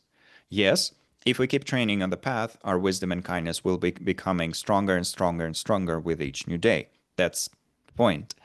But right now, we have a certain amount of those. And conditions also sometimes prevent us from seeing the situation clearly. Well, we can't get paralyzed and not act at all because, well, that's not going to be good. So we ideally let go of the perfectionism and we just do what we think, what we're capable of. But this practice has actually a strong effect on that. This type of practice is known as a conative practice. Conation, once again, many people have heard this before, and we do talk a lot about conation, for example, in the Cultivating Emotional Balance approach, and we have a course coming up on that in the fall. But conation is an aspect of our psyche that has to do with our wishing, our intentions, our aspirations, our motivations, our plans, and so forth. Conation is a very important aspect of our psyche because so much of what we do is affected by our desires, intentions, and so on. In fact, Tibetans have a saying, everything exists at the tip of a wish, meaning that wishes are incredibly important. It is for that reason that the Indo-Tibetan tradition places such a huge emphasis on generating good motivations, on cultivating the wish of bodhicitta, and so forth. So when we do a conative practice of any kind, including this one, we're planting good conative seeds in our mind stream. In wishing, may I always do what's most beneficial, may I always do what's most beneficial. We're essentially programming our mind so that when we're faced with different options, our vision would help us choose the one that is actually, validly speaking, the most beneficial. So our mind becomes, in a way, primed for that. We are training for that in the same way that an Olympic athlete is training for whatever it is, incredible feat of athleticism that they're about to perform, right? So we are being kind of on this Olympic path of bodhisattva training. We're trying to strengthen the necessary muscle groups and plant the seeds so that through the complex activity of our mind happening in the background, working in the background, we would in each situation see with great clarity that one particular option is almost highlighted. It's as if, if as if you're playing a video game, but you're playing it at a level where the game is offering you lots of clues, and you are faced with a puzzle, and then the things you need for solving that puzzle kind of glow for you because the game is making it easier for you. So it's said that if we train our mind quite well in these cognitive practices, lots of wonderful things might happen. And for the practice that we've been doing, that's one effect that might become manifest, that the best option is kind of almost glowing from its own side. That doesn't mean that at this level we are always still going to be making the perfect choice. No, our desire, our greed, our ignorance, and so forth, all social expectations also, all of these things will occasionally overwhelm us, but at least our heart is in the right place, you could say, because we are continuously strengthening this aspiration, and that is slowly affecting us. So that's the beauty of it. Yeah. Another observation in the chat. I loved this meditation. I'm used to meditating with mantras, but this opened a different path in me and deepened the way towards surrendering to her who knows it. Thank you. We'll do it again. Yeah, so this is a very kind of different category of practice, and they're very mutually compatible and can support each other very well. Mantra practices can strengthen many different positive aspects of our mind, and then practices such as this one, cognitive practices, strengthen some other areas of our mind, and together they combine quite well. In fact, it is also not uncommon to do a practice like a mantra practice, and then at the end of that practice, in the beginning of a practice, generate a positive, vast aspiration, and at the end of the practice, to dedicate it in the most meaningful way. And this is where I would like to share another link in the chat, and that's a link to a prayer that kind of expresses the same wish of may I always do what's most beneficial in just a slightly more elaborate way. This comes from some oral teachings that Lama Zopa Rinpoche gave on one occasion, and then Venerable Thupten Chodron edited them very slightly, just to make it, I think, more understandable in English. And that's how we got this prayer or this dedication for a meaningful life. So it can be used as a dedication if we recite these words and contemplate them after having done some acts of virtue. So we can, for example, do some mantra practice. We can chant Tara's mantra. We can do any sort of practice, or we can just do some acts of kindness, some acts of wisdom, and so forth. And then we can dedicate the positive energy from that with this prayer, in which case it becomes a dedication prayer. Or to make it an aspiration prayer, we can just recite this prayer again and again and again, planting those seeds powerfully in our mind. And in that case, it's an aspiration prayer. Not a dedication, but an aspiration. Either way, it will have a very powerful effect on our mind if we work with these words deeply. In fact, I sometimes facetiously say that kind of the fastest way to becoming a saint, meaning a person who truly embodies wisdom and altruism on an incredible level, so much that people around get inspired, is to recite this prayer 100,000 times, which that's a joke in a way, because I'm not in a position to be giving anyone kind of numbers to accumulate or anything like that. That's for actual teachers to do. But I can just say that having recited this thing many, many times, I've seen a very positive effect on my own mind.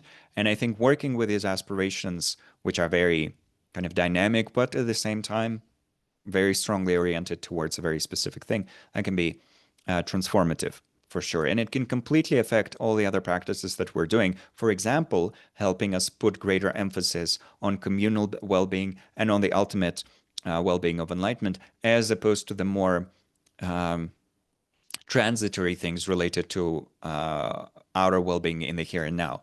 Not to say that outer well-being does not matter. It does. It is necessary as this temporary benefit that sustains us and nourishes us. But to always have that vast vision is also important, and this practice is very helpful in that regard. So very much recommend this little thing. We can just, if we want, print it out and have it on a little piece of paper, and eventually we'll memorize it. It's just a few lines, and then it can have a very strong effect on our mind.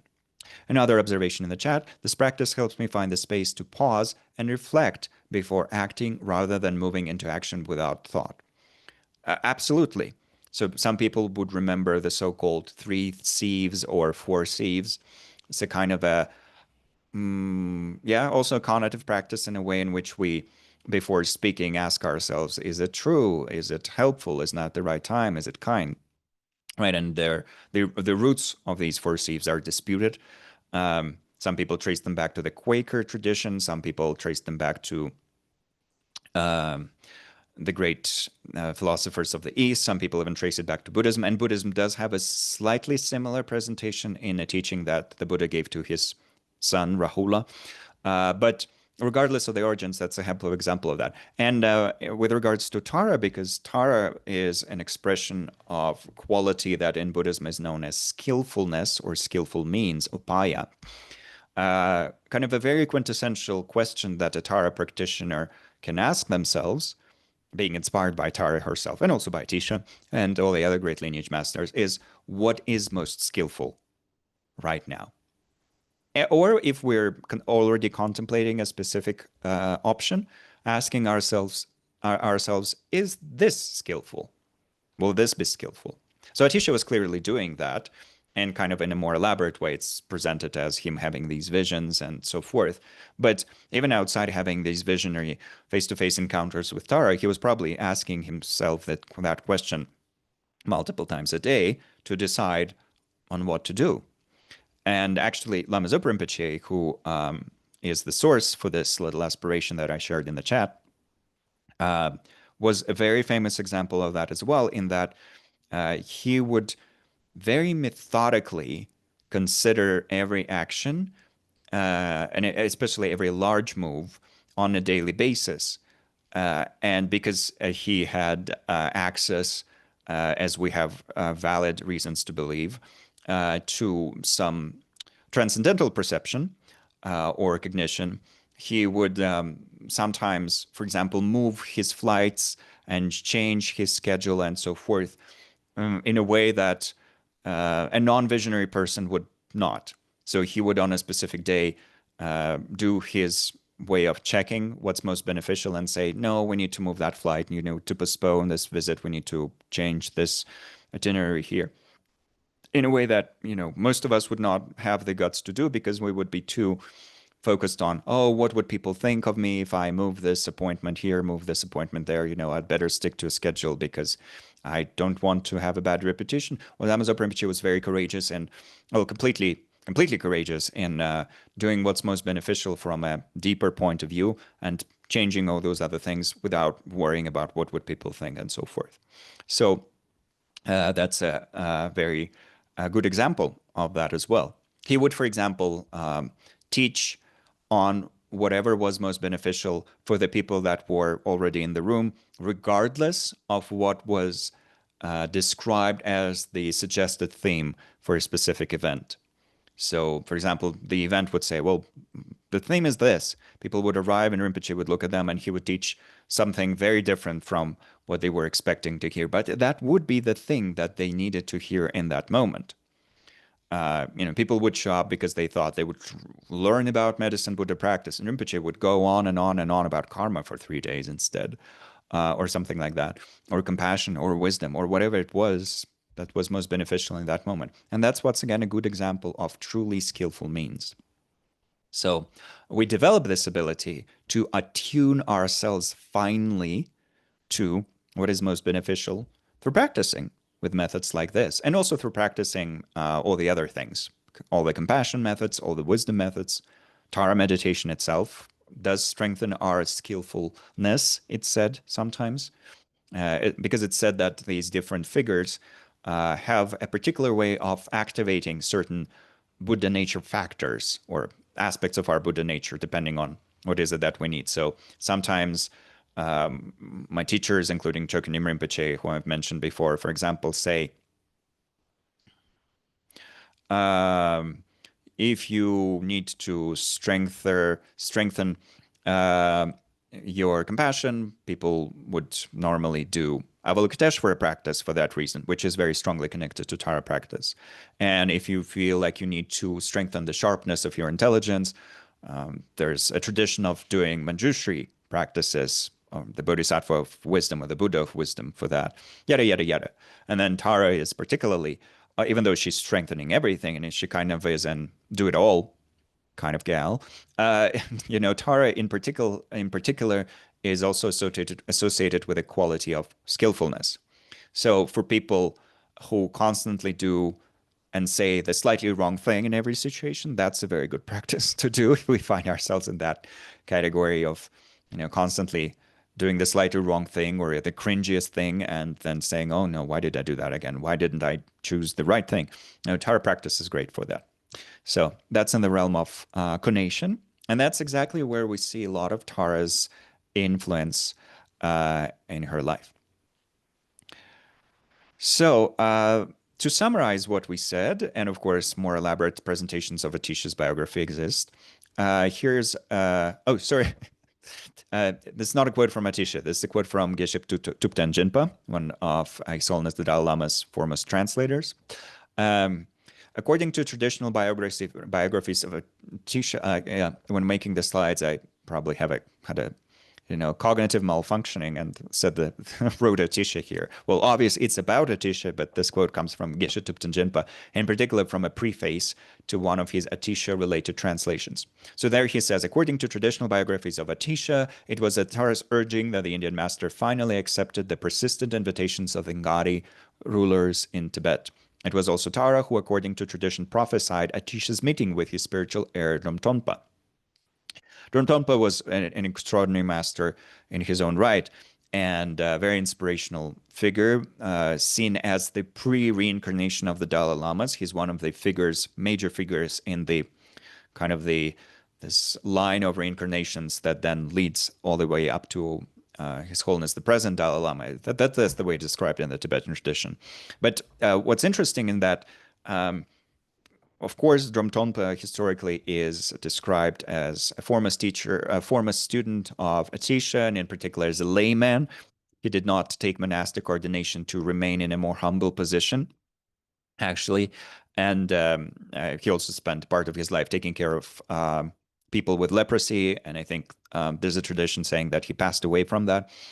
But one interesting thing is that a 20th century, early 21st century master, a Tibetan master who lived and taught in the US for many years. Many people would have heard about him, Gelek Rinpoche, had a theory that Dromtonpa was actually a woman. That it only because of the historical distance, from the 11th century to our time, and obviously because of patriarchal narratives and just what people assumed must be true, that this idea that he was a man developed, but that there are reasons to believe that he was a woman. So that's Gelek Rinpoche's unique theory. I find it fascinating, but I can't say whether, I can't support it or disprove it either way, and I don't want to disprove it at all. I just think it's a fascinating theory and a fun thing to think of, But Atisha was not only a student of Tara, who was guided by Tara. His own primary student might have been a woman, but who knows? Now we have very little information to substantiate that theory, but Gelek Rinpoche did suggest that. So just a fun fact. So Dromtonpa was the prophesied disciple of Atisha, and Dromtonpa kind of was also managing Atisha a little bit, kind of in a producer capacity when Atisha came to Tibet. In particular, kind of guiding Atisha's teachings with regards to what was most appropriate to the Tibetans in that day and age. And actually, one of the things that Dromtonpa seemingly did in this capacity of being Atisha's Tibetan producer was that he discouraged Atisha from going into the more complex Vajrayana transmissions, from offering complex teachings on very advanced tantric systems. Instead, Dromtonpa was primarily inviting Atisha to focus on the more foundational teachings that Tibetans desperately needed at that time to regain the full vision of the path. And perhaps under Dromtonpa's influence partly, Atisha became known as the refuge lama, meaning a lama who who puts great emphasis on the teachings on refuge which is a foundational entry point to the Buddhist path, and the teachings on karma. It was very important for Tibetans, at least according to Drumton Tonpa's vision, to regain those foundational types of understanding instead of focusing on deities that had many arms or whatever. And yet, Atisha, through Drumton Tonpa, was also able to transmit a few tantric teachings of the simpler or the more essential kind, we could say. And this is something, once again, that is strongly related to Tara. But before that, a few words. So we did this meditation on doing what's most beneficial. Before that, a few words on Tara's writings. Atisha's writings related to Tara. So once again, we don't have that much left from Atisha's writings, comparatively speaking. For some 20th century masters, we have 25 volumes of their writings, for example, still with us. That's a lot of volumes, and here we mean Tibetan volumes of these, separate, unbound pages known as pecha. So we have like 25 volumes of that for some masters. For example, for Dudjom Rinpoche, who was the first official head of the Nyingma tradition in history and passed away in 1987, I think. So yeah, we have a lot of writings for some masters. All of Atisha's writings fit in one book, in one relatively thick volume in English, for example. And actually, there was a Jesuit priest who produced a full translation for those, kind of around the middle of the 20th century. Some of them, some of his translations were quite inaccurate, because it was a very early attempt, and also he was not very deeply immersed in the tradition. And also he did not have probably the guidance of a very qualified Lama who would be able to say, for example, about the more obscure texts on Mahamudra, to say, oh, this actually relates to this actually relates to that. So for some texts, it is a bit, you can see that there are other interpretations possible or more likely. And for some texts, it's fairly valid. But this is to say that all of Atisha's writings, or at least all of the ones that were available at that time, were already translated into English, even in the middle of the 20th century. And then now later on, James Apple, for example, is working to retranslate some of those. Lama Alan Wallace has retranslated some of those and taught them, in particular, Atisha's teachings on Mahamudra and the Middle Way. So there's always some activity happening around perfecting their translations. And also some of the texts have been translated again and again because they're so widely taught. For example, Atisha's primary Lamrim text, The Lamp on the Path to Enlightenment, Atisha's primary text on conduct, The Jewel Garland of a Bodhisattva. These have been translated many times. But amongst all these texts, Atisha does have a few compositions on Tara. And I'll just give a couple of examples. Usually all of these Tara texts are very brief. We do have now whole books on Tara. Atisha did not write a book on Tara. He wrote very short practice-oriented texts. One of these texts is a very famous extra short praise to Tara, which is said to be a summary or kind of a quintessentialization, if that's even a word, of the 21 praises to Tara. So we had a whole seminar on 21 praises to Tara previously with Tibet House, and the link to the video of that is on that Tara reference page that I linked in the very beginning, if you want to watch that. And that's kind of a very general introduction to the text of the 21 praises to Tara, which is a root tantra included in the Tibetan canon, but originally coming from India. So 21 praises to Tara, even though it's a root tantra, so it's a fairly advanced text, which can be classified as being an action tantra or the highest yoga tantra. There are many different opinions on that and many different interpretations. Even though that's a root tantra, that's also a text that became a very popular hymn or chant or prayer to Tara that almost every practitioner in the Himalayan region eventually learns through rote recitation.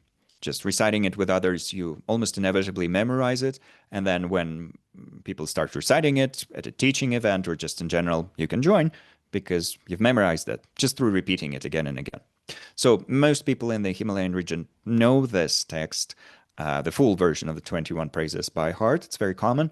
But Still, to recite it fully takes some time.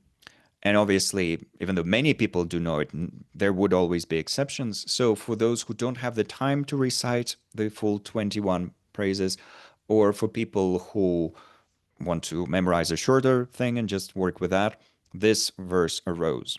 And there's a story about this. The story being that Atisha fell sick. Sometimes there are other versions of the story told in which Drumtonpa plays a role. So Drumtonpa was sick or something, or there was an obstacle for Drumtonpa's long life. In some versions, it said that Atisha was the one who was sick. But regardless of whichever one it was, Atisha received once again a vision from Tara. So he had this direct channel of communication, which was not uncommon for great masters. I should say is not uncommon for great masters. So oftentimes they would have kind of a window to their main meditational deity. So Tsongkhapa, for example, was able to communicate with Manjushri, the Buddha of wisdom, and so did many other masters throughout history. Some masters were able to directly ask questions of Avalokiteshvara, who was their primary meditational deity. Well, Atisha had a WhatsApp chat with Tara, and so she would video call him, I guess, and offer him advice. So in this case, she video called him, quote unquote, and she gave him this short verse saying that the effect of reciting this is the same as the effect of reciting the full 21 praises. And why did she offer that? It was said that if Atisha, or in some versions Drumtonpa, were to recite this a number of times, then the sickness would be removed and their ability to benefit beings would be restored. So whichever one was the actual recipient of this, eventually, either Drumtonpa or Atisha recited this praise the appropriate number of times, and then that specific obstacle was removed. So ever since then, practitioners have been including this shorter version of the praise into their practice, and with good reason. This is just 5 lines as opposed to the whole text of the 21 praises. So it's simple, and it's very enjoyable to recite. So I come from a tradition. I come from Siberia. First, I was born in central Siberia, and then lived in western Siberia, and then eventually moved westwards. So this is a region, and Siberia is a region which is heavily influenced by Orthodox Christianity and also has Buddhism and Islam. And all 3 of these traditions do a lot of recitations, in the same way that the Catholic tradition does a lot of recitation of Hail Mary. And Catholics in general often do like to recite Hail Mary. It's a very sweet prayer, and it's addressed to a very sweet figure, which some Tibetan masters think is an expression of Tara, is an emanation of Tara. So kind of in a similar way, it is not uncommon for Tara practitioners to recite this prayer and similar prayers. There are slightly shorter ones and slightly more elaborate ones as kind of their own version of Hail Mary. Just recite it thousands and tens of thousands of times. And with each recitation, we're kind of building a stronger connection to Tara and to her qualities, to her activities, inviting her qualities to flow into our life internally and externally, in terms of inner interdependence and outer interdependence. Yeah, and just receiving the benefits of that.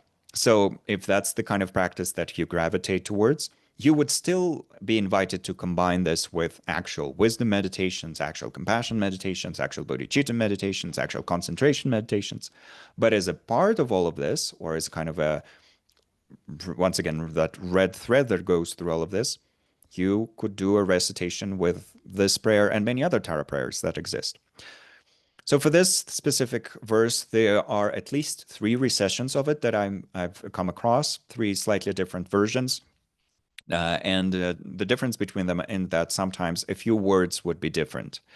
But this one in particular says Om Jetsun Pagma Dromala Chaktsalo, which means Om I prostrate to the exalted and noble Tara. That's also the opening line for the 21 praises.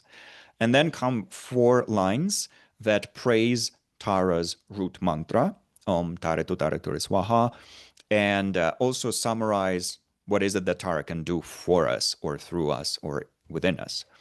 The first one says, Chaksadrol Matare Pamo, I prostrate to Tara, heroic Tare. So that's the first full word in Tara's root mantra. So the mantra starts with Om, which is said to represent our body, speech, and mind being transformed into Tara's body, speech, and mind.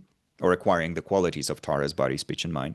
And then come these 3 repetitions of the Sanskrit root tra, which etymologically is believed to mean to cross someone over, so basically to save or to liberate. It's for that reason that Tibetans translated Tara's name as liberator, even though Tara in Sanskrit literally means a star. Instead of saying that Tara is karma, which is the Tibetan word for star, they call her drolma, which means the liberator. And that's because etymologically the root tra can be said to mean to liberate. So we have these 3 repetitions of this root. So the first one is tare, which is a vocative case for the name of Tara. We're calling out to Tara. In Sanskrit and in some other Indian languages, including Hindi, you change the ending of the word when you are calling out to someone to represent that you're calling to them, that you're not just speaking about them, but that you're trying to attract their attention. So for Tara, when you change Tara into the vocative case, you get Tare, and that's actually the shortest or almost the shortest of Tara's mantras. There's the root mantra, Om Tare Tu Tare Turi Swaha. That's slightly more elaborate. That's 10 syllables. And then there are longer mantras of Tara, many different ones. Some quite long, some just slightly bit longer than 10 syllables. But one of the shortest mantras for Tara is this vocative case of her name, Tare. And some teachers actually offer that as the shortest thing we can chant or meditate on or call out in a moment of distress or combine with our breathing to call out to Tara and her qualities. So just Tare, these 2 syllables, one of the shortest mantras of Tara. So that's the first repetition. So there's a question in the chat about protection from 8 dangers and fears. Yeah, we're coming to that. That will actually be our next slide or the one after that. So we'll deal with that briefly as well. Yeah. So the first line is, I prostrate to Tara heroic Tare. Then the second one is, with to Tara you dispel all fears. So that basically refers to the wisdom aspect in a way, we could say, because it's wisdom that removes all the sources of suffering. And in some Tara literature, which also comes from the original Indian sources, the fears are described as, yes, the things we are afraid of, but also the causes of our suffering. And indeed, there is this presentation of the 8 fears or 16 fears, where there are 8 outer dangers like fire, flood, lions, evil kings, robbers, and so forth. And there are associated inner problems. For example, robbers on an inner level are connected to wrong views that steal our happiness, essentially. And lions are associated with arrogance, which makes us kind of all puffed up, but also silly and short-sighted. So Tara is liberating us, yes, from these outer dangers, potentially. There are miracle stories about how Tara would be able to save beings from actual lions and evil kings and so forth. But primarily through practicing Tara, we are liberating ourselves from these inner fears, which refers to the sources of happiness. And the main role in removing the sources of happiness is played by wisdom. Wisdom is the antidote to all the sources of suffering, even though there are secondary antidotes as well. But what else does Tara do? She grants all wishes, meaning she brings all types of happiness.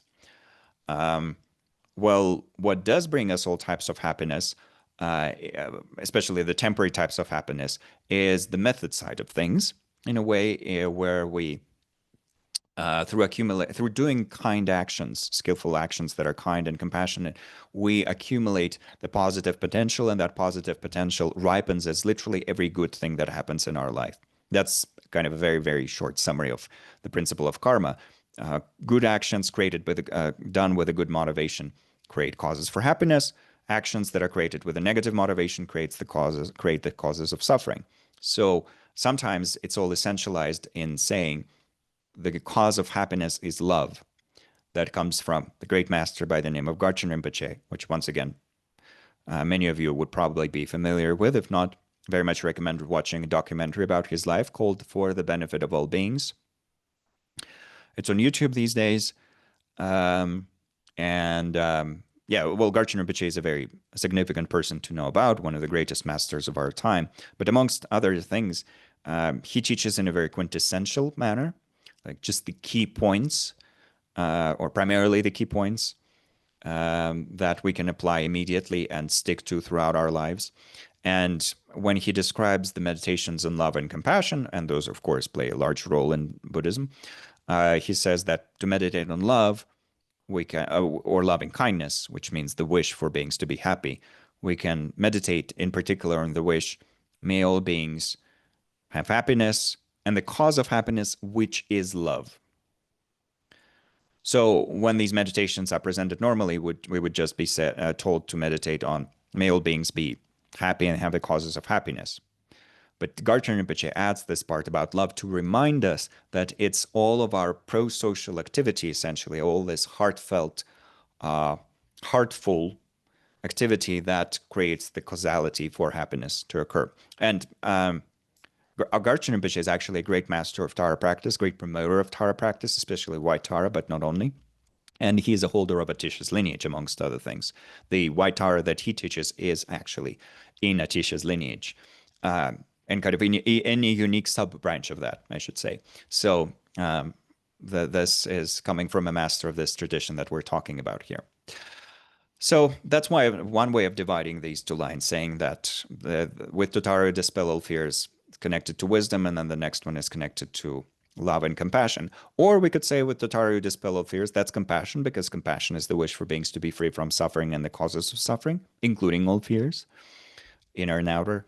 And then loving kindness is the wish for beings to have happiness and its causes. Well, that's the granting of all wishes.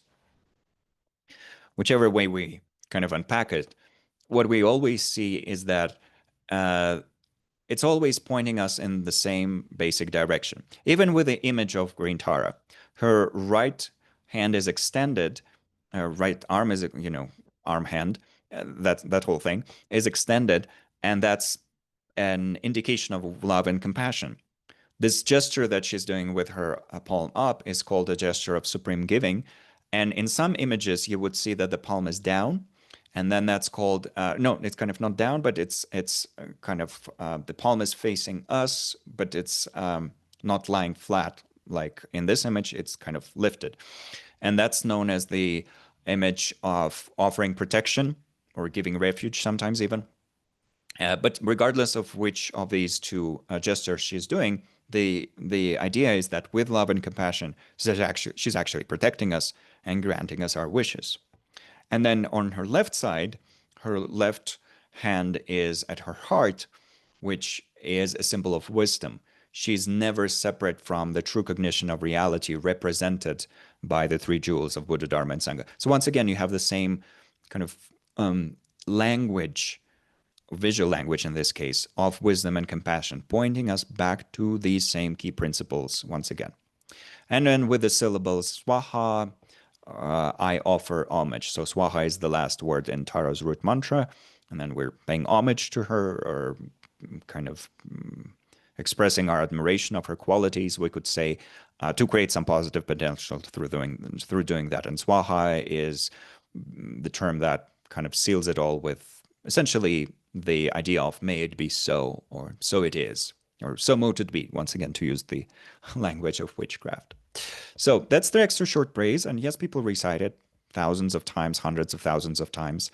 There is an even shorter version that arose in the early 20th century, late 19th, early 20th century. A master by the name of Dujun Lingpa received a 2-line version of the same prayer, and that kind of also became popular eventually because, well, when we can cut corners, we cut corners. So if we can recite 2 lines instead of 5, we do that. But still, this 5-line version is very widely recited to this day. So that's a thing, and easy to integrate in our practice. We just take this text, I don't know, make a screenshot right now or at any other point, and there are many, many translations of this verse, and as I said, at least 3 different sessions of it. We take whichever one, and then just recite it with openness to Tara. But then, in a more elaborate presentation, sometimes this meditation is described in the following way: you imagine Tara, the space in front of you. You generate a good motivation. You took refuge in Tara and her qualities. You take refuge, and then you generate the motivation of bodhicitta. And then, imagining Tara, you start working with the prayer by reciting the prayer and imagining that with each recitation, a replica of Tara descends into you and absorbs into you and all the other beings, because you're also practicing for the benefit of all other beings, granting you all, yes, the fulfillment of all wishes, yes, the dispelling of all fears, and also the qualities of all the 21 Taras, or all the Taras at the same time. So, there's a request in the chat for me to recite it with a Tibetan pronunciation. Well, the thing is, you can find probably chantable versions or chanted versions. One thing that's helpful in this day and age, at least for now, things might change as usual, but for now, is YouTube. And you know that if you look for 21 praises in Tara in Tibetan on YouTube, you would find many different versions. Actually, there are also chantable versions in English, at least 2 or 3 that I'm familiar with. So you can find those there as well. And some of those are linked in the Tower reference page. But just to kind of honor the request quickly, will be like Om Jetsunma Pakma Dolma La Chaksa Lo, Chaksa Drolma Tare Pamo, Tutarai Jikun Selma, Ture Don and Tamcheterma, Soha Yige Chelarabdu. And kind of a more chantable version would sound something like Om Jetsunma Pakma Drolma La Chaksa Lo, Chaksal drolma tare pamo tutarai jikun selma ture donam tamche terma swahai gechelarabdu. That's the more simple melody that's used for the 21 praises of Tara, and also this shorter version in Lama Zopa Rinpoche's lineage. And there are many other melodies that are used by other lineages, but this one is simple enough. So hopefully that's helpful. And here's just a slightly different version of this. Homage to the noble Lady Tara. Literally, the difference is just one word, but this is a second version of it. Homage to Tara, swift and gallant. Homage to Tutara, who banishes 2 words, I guess. Homage to Tara, swift and gallant. Homage to Tutara, who banishes fear. Homage to Tura, who fulfills every need. With Swaha, we offer you honor and praise. So, yeah. And here's another text from Atisha. It is literally a prayer that he wrote to Tara. And this prayer is just popular throughout the Tibetan tradition, but in particular, Garchen Rinpoche very highly recommended the recitation of that in 2022 when the war in Eastern Europe began. And since it's still going, it's still a relevant recommendation. And I don't think it's also limited to just that war. We have 30 plus wars on the planet right now. Actually 70 plus military conflicts, out of which, if you are classified as full-on wars, so like with all of that, there's lots of sadly space for us to invoke Tara's blessings and transformative activity, so that our minds become more wise and compassionate. Finally, so that we come to our senses as a species. And so Atisha's prayer to Tara is what Garchen Rinpoche recommends for that. So in this prayer, once again, there's a reference to these 8 fears that I mentioned. Homage to you, Lady, who protects us from the 8 fears. Homage to you, Lady, who blazes with the splendor of auspiciousness. Homage to you, Lady, who closes the door to lower rebirth. Homage to you, Lady, who leads us on the path to higher realms. You are the one who holds us always in your care, our guide, support, and friend. So protect us still, we pray, with all of your vast compassion. So you can find this prayer. I mean, you can screenshot it now if you want, or at any point later, because the recording will be available to you, and eventually also made public. But you can also find this and other Tara texts on Lobsang House, which is a wonderful repository of translations of all kinds, started by Adam Piercy, but with many, many other translators participating in it. So, and there are other translations of this prayer as well. Garchen Rinpoche's community, I think they have their own translation of this. But once again, it mentions all the different things that Tara helps us create the causality for. And amongst those things is this liberation from the 8 fears. I will not go into a detailed commentary on them because, first of all, not enough time. And second, there is a wonderful explanation of them in Venerable Thupten Chodron's book on Tara. I think it's called How to Liberate Your Mind, and it's already had two editions, like an earlier one and a later one. I think it's by Shambhala, and it's linked in the reference on the reference page. So in that book, Venerable Chodron goes into a very good explanation of the eight fears and their internal and external aspect. And once again, this teaching on the eight fears comes from a different Tara Tantra, or kind of Tara root text that's included in the Kangyur, the collection of the translated teachings of the Buddha. And that root text itself is available on the 84,000 website.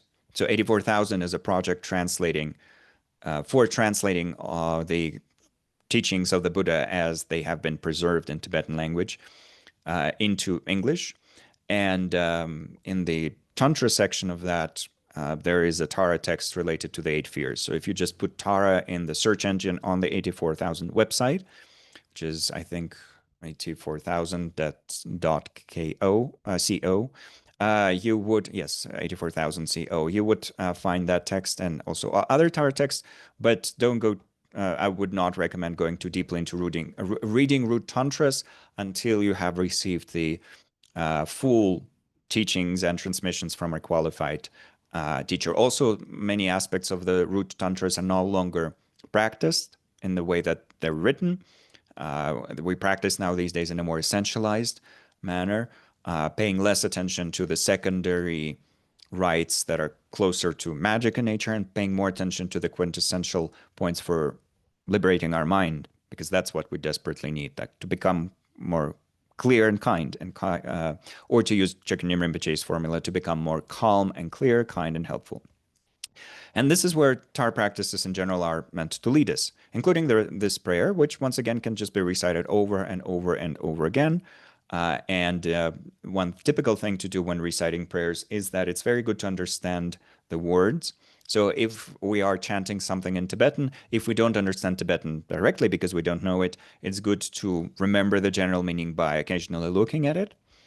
And yes, there is power in reciting something in Tibetan or chanting something in Tibetan, but it's also quite important to have at least hold the general meaning in our mind when possible. That's how my lamas have been teaching it. And and for prayers like this one, it's actually very good to just recite it in our own language, because that's the language that we would connect to most deeply in terms of the meaning of the words. And the meaning is important here. But the meaning is not complex. It's not anything highly esoteric and hidden in these words. The words are simple. It's just we need to plant these seeds and embody these words. Atisha has a few more texts on Tara. Some of them are tantric practices or sadhanas, tantric scripts basically for meditations that are done on the basis of having received an empowerment from a qualified teacher, or a sequence of empowerments actually. And some of them are just prayers similar to this one. For example, James Apple translated another prayer to Tara in which Atisha describes Tara as the embodiment of the three jewels, the Buddha, the Dharma, and the Sangha. So, lots of different things to draw inspiration from. Tara literature throughout history is, I think, a good example of very beautiful poetry. And it is, I would say, as a kind of historian of religion, it is not unlike Marian literature in Catholicism and in Orthodox Christianity. There are many beautiful Marian, meaning related to Mary, hymns, prayers, aspirations, because once again, Mary is a mother, and people come to her with their deepest pain, with their strongest wishes, with their strongest aspirations, with their desperation, with their fears, and so forth. And there's kind of a very similar emotional component to Tara practice, where if you are in danger, like in 2015, when a very big earthquake happened in Nepal, killing many, many people, I later asked, I left Nepal 2 weeks prior to that happening, and kind of missed that very fortunately, for which I'm very grateful. But many of my friends were there at that time. And later, when we were kind of catching up, I asked, well, in those moments when this very strong earthquake was happening, what did you do apart from the outer actions of like running out of the building and so forth? And a few people said that the first thing that their mind turned to was just calling out to Tara. And these are Buddhist practitioners, so of course people from other traditions would not have done that. But this kind of just shows how naturally we connect to these figures. Tara in the Tibetan tradition, and Kuan Yin in the across the eastern branch of Mahayana, where she bears different names in different countries, but Kannon in Japan and so forth. And that's once again also a female expression of Avalokiteshvara. And then Mary for Catholics and Orthodox Christians and so forth. So there's just that natural calling out to this motherly embodiment, so that we may be protected on all sorts of levels. And here's an example of an apocryphal, in a way, teaching or an apocryphal text. What this refers to is a text by the name of Kadam Legbam, which can be translated as the miraculous volume of the Kadampas. Kadampas, the old Kadampas, were the tradition established by Dromtonpa, so Atisha's student. And eventually, this tradition ceased to exist because it was absorbed into other traditions, including the Gelug tradition, which kind of sees itself as the main continuation of Atisha's and Dromtonpa's lineage. Despite that, Atisha's teachings also entered the Kagyu tradition, also entered partly the Sakya tradition, and even affected the Nyingma tradition, even though the Nyingma tradition predates Atisha in terms of its origins. But Kadam Legbam is a book which covers a lot of conversations between Atisha, Dromtonpa, and on occasion other students of Atisha's. And also Tara sometimes appears and talks about something, or they have a discussion with Tara. So there's lots of stuff happening there. And why is it an apocryphal teaching? It's called a miraculous scripture, or kind of a miraculous volume, because it's a visionary teaching. It's not something that a student of Atisha's just wrote down as it was happening. It's not a transcript of actual conversations that happened between Atisha and Dromtonpa. It's as a teaching that arose later on, appeared later on, and it got preserved because it does encapsulate the spirit of Atisha's teachings. But it's not an actual transcript, done by someone as things were unfolding. It is a visionary teaching, what else to say, which is a very important genre for the Indo-Tibetan tradition in general. Many of the most important texts that we use in this day and age are visionary teachings, including all of the teachings of Vajrayana. These are all visionary teachings, including the root tantras of Tara. So Kadam Legbam belongs to that category. So it's not a text that was penned by Atisha himself, but it does incorporate some of the important teachings of Atisha and Dromtonpa's, including this teaching on the 5 recollections. So these are 5 points to remember in tantric practice once we have received that fully. And in a simple way, we can use them even at a later stage when we work with such meditations as meditation on Tara, who is appearing in front of us. So here are the 5 recollections themselves. Recall your teachers, the source of refuge. See your body in the nature of meditation deities. So when you have received the appropriate empowerments, you imagine that your own, I'm simplifying it greatly, but just for simplicity, you imagine your own awareness appearing in the form of Tara. So it's no longer Tara just in space in front of you. Your own awareness appears in the physical form of Tara. And that's what this point refers to, on the basis, once again, of the necessary transmissions. At an outer level, way before that, we just imagine Tara in space in front of us or above our crown, for example. Then with speech, make your mantra recitations constant. So recite lots of these, Tara formulas, mantras, praises, and so forth. Contemplate all beings as your parents. That's essentially the practice of bodhicitta, because in one style of contemplating bodhicitta, we remind ourselves that all beings probably have been our mothers and fathers in past lives, and that's a good reason to offer them compassion and love and strive for their benefit. And then experience the nature of your mind is empty, which is kind of an essentialized way of presenting the teachings of Mahamudra. So with these 5, on the basis of these 5 factors, make pure all roots of virtue. basically this means that kind of these 5 points encapsulate the entirety of the path in a way, especially the tantric aspect of the path. Once we have done all the preliminary training that Atisha taught in his Lamrim and Lojong teachings, we trained in renunciation, we trained in understanding karma, we trained in bodhicitta, yada, yada, yada. We have assembled all of that, and now we're dedicating ourselves to gaining actual realization of the non-dual nature of reality through practicing Tara. Well, one way to cover it all is this fivefold recollection description. So we can use that if we want. So that's kind of an example of a Tara-related teaching that is apocryphal in nature or visionary in nature, I should say. Well, the previous one, this one, the abbreviated version of the abbreviated version of the 21 praises, it's also visionary in nature because Atisha received it in a vision. But Kadam Legbam was not received by Atisha. It was received or kind of seen by a later master and then penned down and then made available to us. And Atisha just is the character in it who receives some of the teachings and gives some of the teachings. So from that point of view, we kind of put it into a separate category.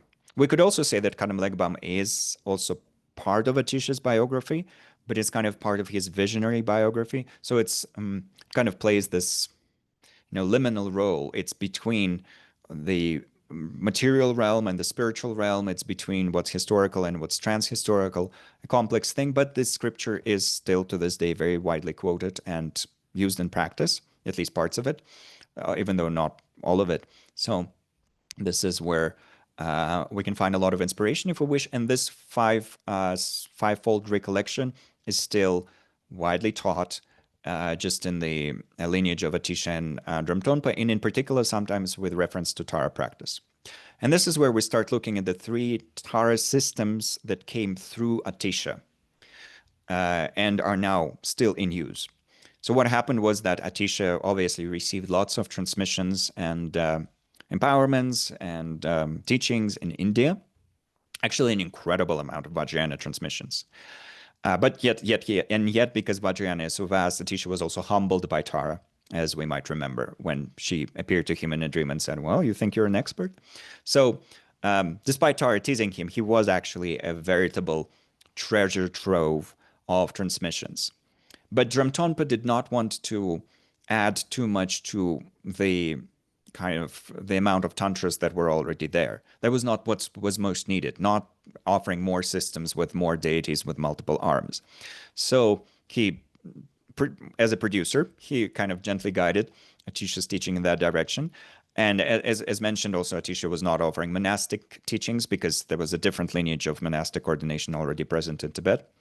But despite all of that, Atisha still did offer some transmissions, 3 in particular, when it comes to Tara. And these are the ones, there are some other meditational deities that Atisha also brought in, or teachings on some meditational deities that Atisha brought in. They're outside of our scope of discussion for now. But when it comes to Tara, 3 things got transmitted. The first one was the white Tara of Atisha. So first of all, there are many white Taras. There are many, many different white Taras. And when we talk about white Tara most commonly, and you might have heard of a white Tara mantra, when we hear about this white Tara mantra, which includes syllables Ayur and Punya, Jnana, Pushtim, and so forth, it usually refers to the system of practice that in Sanskrit is known as Chinta Chakra. Oh, sorry, there's a K missing here. Chinta Chakra Tara, which means the wish-fulfilling will Tara, or Tara of the wish-fulfilling will. Here on the right is an image of this wish-fulfilling will Tara, once again from Garchen Rinpoche's teachings. And Garchen Rinpoche very widely teaches this form of white Tara based on the lineage of Atisha. And what happened was that this form of Tara arose in India. We had a whole seminar on it also with Tibet House, so there's a link to the video of that and the reference page as well. If you feel a connection to the system, maybe it will be helpful because it covers the history and so forth. But what happened was this form of Tara practice arose out of the teachings of a tantric master by the name of Vagishvara Kirti.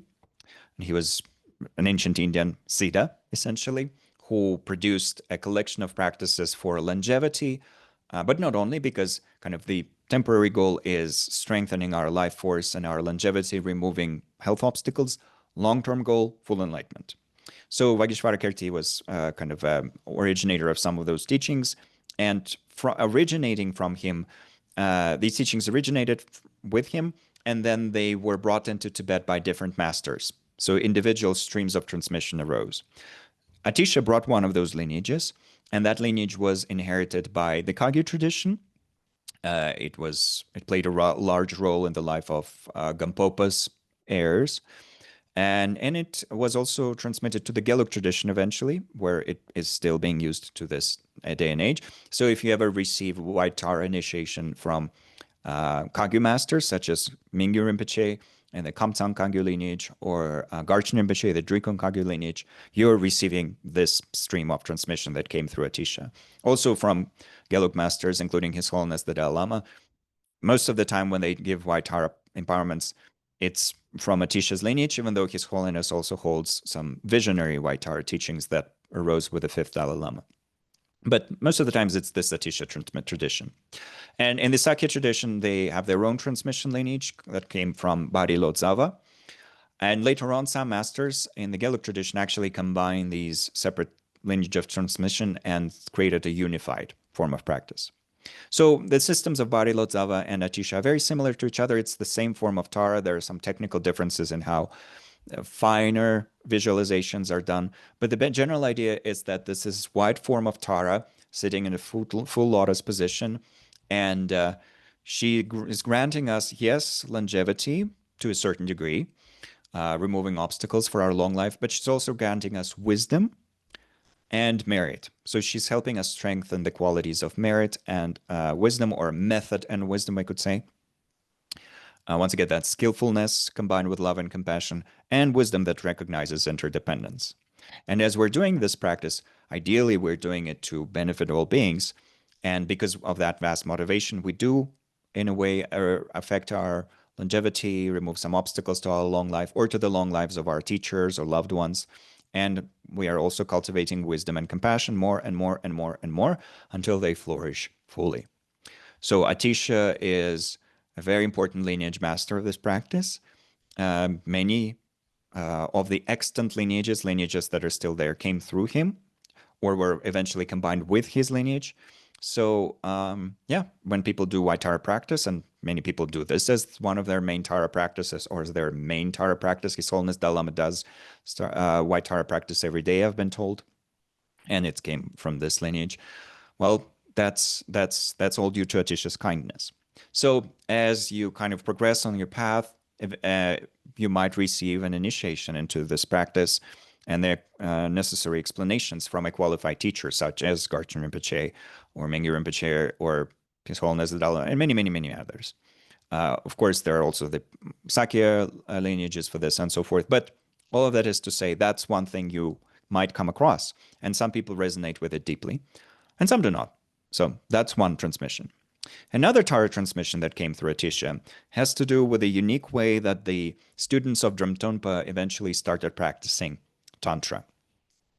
So in the old Kadam tradition, which Dromtonpa sort of established, there was this concept of the sevenfold teachings and deities of Kadam. And that's kind of a summary of what the students of Dromtonpa, the heirs of Dromtonpa, were focusing on primarily. So the three teachings are the three baskets of the Buddha's teachings. Vinaya, which contains the teachings on discipline and ethical behavior, particularly for monastics, but also for lay people.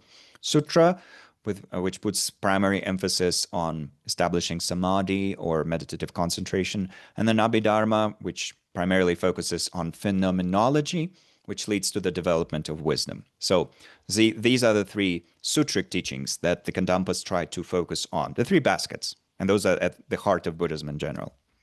And then for the four deities, for meditational figures, the Kadampas focused on four figures that are very simple. They don't have many arms. They don't have many faces. In this case, they are familiar, the first three especially, are familiar to every Tibetan and every Mongolian and every Bhutanese and so forth. So the Buddha Shakyamuni, the historical Buddha of our time, who kind of represents the teacher, you could say, archetype, for lack of a better word. Then Avalokiteshvara, the embodiment of all the peaceful deities.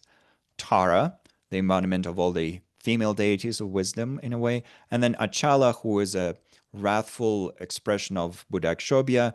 But in terms of the forms, in terms of the outer form, Achala is also a simple form with 2 arms, 2 legs, 1 face. Not like some of them very complex figures that can sometimes be used for meditation. And Achala represents, in particular, this wrathful or forceful, to use a term by Alex Berzin, forceful principle that helps us in particular remove inner obstacles. In this system of the 4 deities, Tara is especially practiced for removing outer obstacles, protecting us, helping us find some prosperity and so forth, while Achala, due to his wrathful nature, helps us remove inner obstacles, because that's actually sometimes easier to remove outer obstacles than it is to remove our ignorance. That's why Achala is wrathful. And then sometimes, so what's interesting is that sometimes these are just given us for empowerments and then a little bit of practice for each one. Imagine this deity, recite this mantra and so forth. So that's one way of practicing it. And I've met teachers who have transmitted it this way. And then sometimes each of these cycles is transmitted as a whole, very elaborate system of practice, which includes its own preliminary practices on Ngondro, its own main practice, consisting of generation and completion stages, and sometimes very elaborate and complex yogas, including the 6-fold yogas that we know through the yogas of Naropa and Niguma and so forth. So depending on the teacher you are coming in contact with, these 4 deities can be presented in a very simple way or in a very elaborate way that you could practice for the rest of your life. And that would cover all of your tantric needs in a way. So especially when His Holiness Sakya Trichen, the current patriarch of the Sakya tradition, and his sons, the 2 Sakya Trinzens, Ratnavajra Rinpoche and Gyanavajra Rinpoche, when they transmit this teaching, and that's very interesting, right? They're Sakya patriarchs, but they're transmitting the teachings of Atisha, which shows how influential Atisha was. They give this teaching in a very elaborate way. So for each deity, they would give very elaborate instructions, and for Tara, there would be very elaborate yogic instructions for how to essentially accomplish the 5 recollections that we mentioned earlier. The one that was recollect your teachers as the sources of refuge and so forth. That verse from the book of Kadam, or Kadam Lekbam, they teach very elaborately on it when offering instructions on Tara. And that's green Tara in this case. So you can receive that. These teachings were also partly incorporated into some other lineages that arose later on. For example, in the Gelug tradition, there is a relatively late system of Tara practice known as the Chitamani Tara. Tara, the wish-fulfilling jewel. It's kind of a highest yoga form of green Tara. And there are many highest yoga forms of green Tara, by the way, in different traditions, but that one is specifically unique to the Gelug tradition. Relatively popular in this day and age in terms of how often it is transmitted. Lama Thupten Yeshe used to teach it a lot, for example. Lama Zopa Rinpoche taught it on occasion, and so forth. And in that system, some of the elements were absorbed from Atisha's tradition as well. From this aspect of it, and from this, the one that has to do with 21 praises. So 21 praises, once again, we've covered this already, is a root tantra of Tara. There are many root tantras of Tara. 21 praises is one of the most famous ones. It's a hymn to Tara describing her qualities in all sorts of ways. And as it says here at the bottom of the slide, and once again, you can watch a longer seminar on the 21 praises if you want. And of course, there are many books on those and many wonderful materials from all sorts of sources, and also some bad materials as well, obviously. But what's important to know is that associated with these 21 praises are 21 different forms of Tara. The praise itself is not a praise of 21 Taras. That's a mistranslation. It's 21 praises to Tara. Tara is just one presence, one figure. But because there are 21 verses, eventually in India itself, people started envisioning these different forms associated with each verse. And each form has its own activity, its qualities, its colors, and so forth. In the more elaborate systems, each form looks very unique. They have different arms, different attributes, different colors. Some are standing, some are sitting. It's very elaborate. That's the Suryagupta system, the earliest one. And then right after that comes the Atisha's system. That's the second oldest one amongst the ones that have survived. Sometimes actually it's said that there's also a Nagarjuna lineage of it, but it seems that the Nagarjuna lineage is not that different from the Atisha one, so Nagarjuna's lineage is not often spoken about separately. So the Atisha's lineage is, for that reason, the second oldest one. And the Atisha lineage, as opposed to the Suryagupta lineage, is very simple. In the Suryagupta lineage, every Tara looks different, and actually for each Tara you can have a separate empowerment and separate practice, and so forth. For Atisha's lineage, the empowerment for all the 21 Taras is often given as just one empowerment. And all the Taras look the same. They look exactly as the green Tara, and here she is depicted in the middle, with 2 legs, 2 arms, the same gestures, the same jewels and everything. The difference is that they're of different colors, and in their right arms, in their right hands, sorry, they hold a jeweled vase. And that jeweled vase represents their activity of each Tara. And with that sometimes is associated a specific activity mantra. So you would still primarily be working with the root mantra, Om Tare Tu Tare Ture Swaha, that incorporates everything. But to perform specific activities, to affect interdependence in specific ways, once you have already gotten a certain amount of experience and realization in the practice, for that, at this more advanced stage of implementation, you would use the so-called activity mantras, and those are separate for each Tara.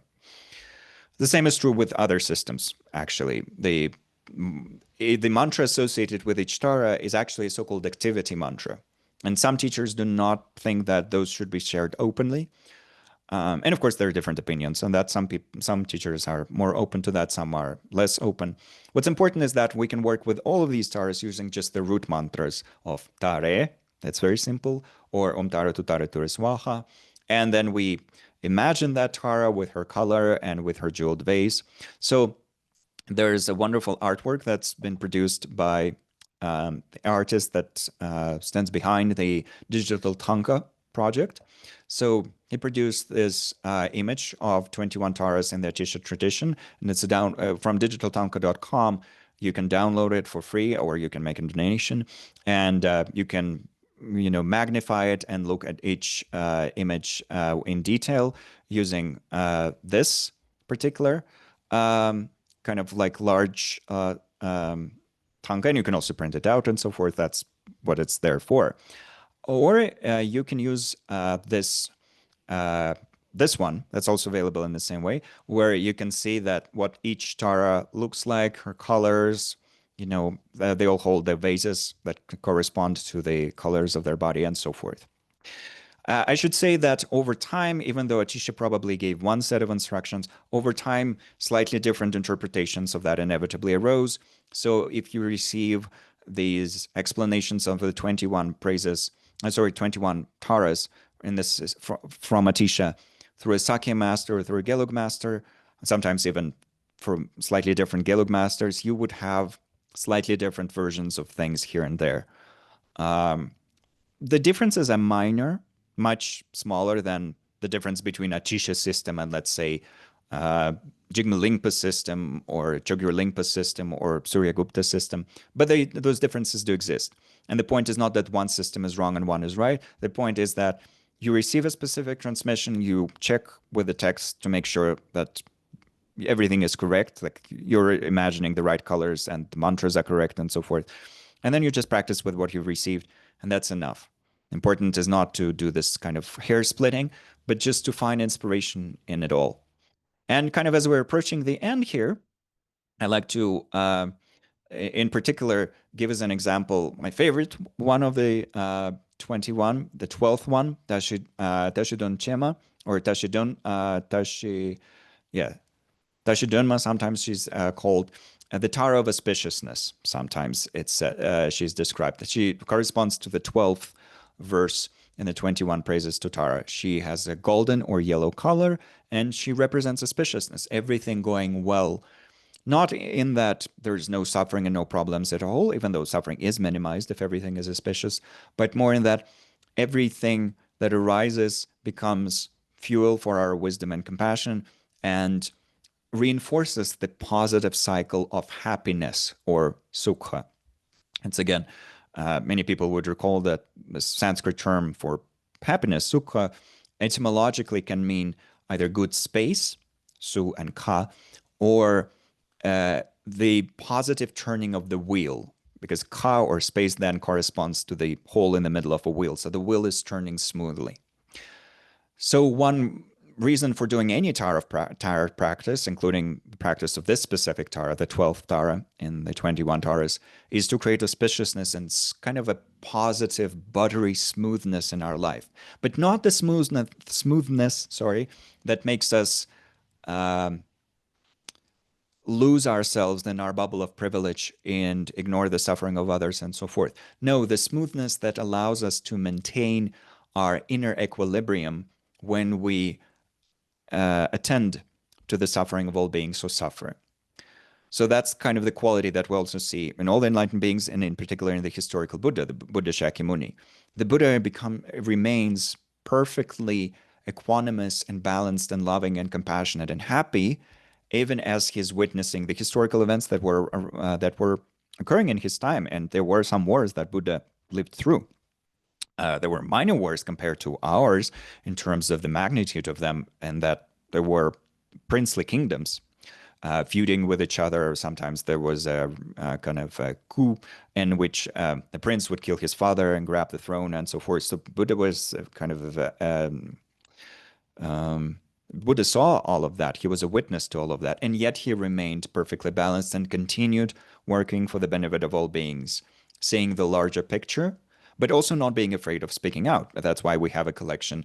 We have collections of Buddha's thoughts on, let's say, social justice and so forth. Bhikkhu Bodhi produced a famous collection of those from the Pali Canon, for example.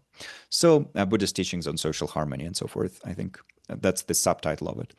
So this is all to say that Tara does not move us away from our ability to witness suffering and attend to suffering and do something about the suffering. No, she strengthens our ability to do so. But she also inspires us to find genuine inner well-being.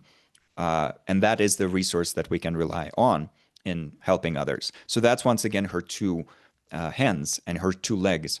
Her left leg is drawn in. She's abiding in bliss. But her right leg is extended because she's coming to the aid of all beings at all times. And that's kind of the dual aspiration that we might generate at the end of this session.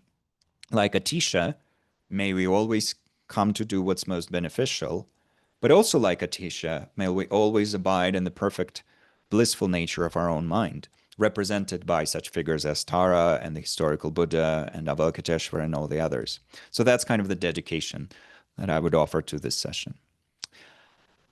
And yeah, just as the final reminder, there's that Tara reference page that I mentioned with all the different materials and the links and so forth. And amongst other things, I did already talk about the Triple Excellence program, which I very highly recommend to those who are interested in learning the full path through Tara. It does incorporate elements from Atisha, even though the primary basis there for the 21 Taras, for example, is the teachings of Chogyur Lingpa, or received from Tara by Chogyur Lingpa. But another project that I wanted to mention is organized by the Sakya tradition, and it's this global Green Tara accumulation, in which people are invited to accumulate Tara mantras and 21 praises to Tara every year, registering their recitations and dedicating it all for world peace and kind of the survival of our world. So if you like Tara mantras and Tara praises and you just want to chant a bit of 21 praises, doing that with the motivation of bodhicitta and adding your accumulation to this incredible numbers that have been accumulated by the worldwide community, you can do that. So that can be found on the Sakya tradition website. There's also a link on the reference page, but yeah, if you want, you could just open the Sakya tradition website and find Tara, Global Green Tara Practice, and join that at any point. For this, you don't need any transmission, you just need inspiration, openness, and a bit of time. So let's hope Atisha and Tara can inspire all of us, and that we can continue progressing in our practice.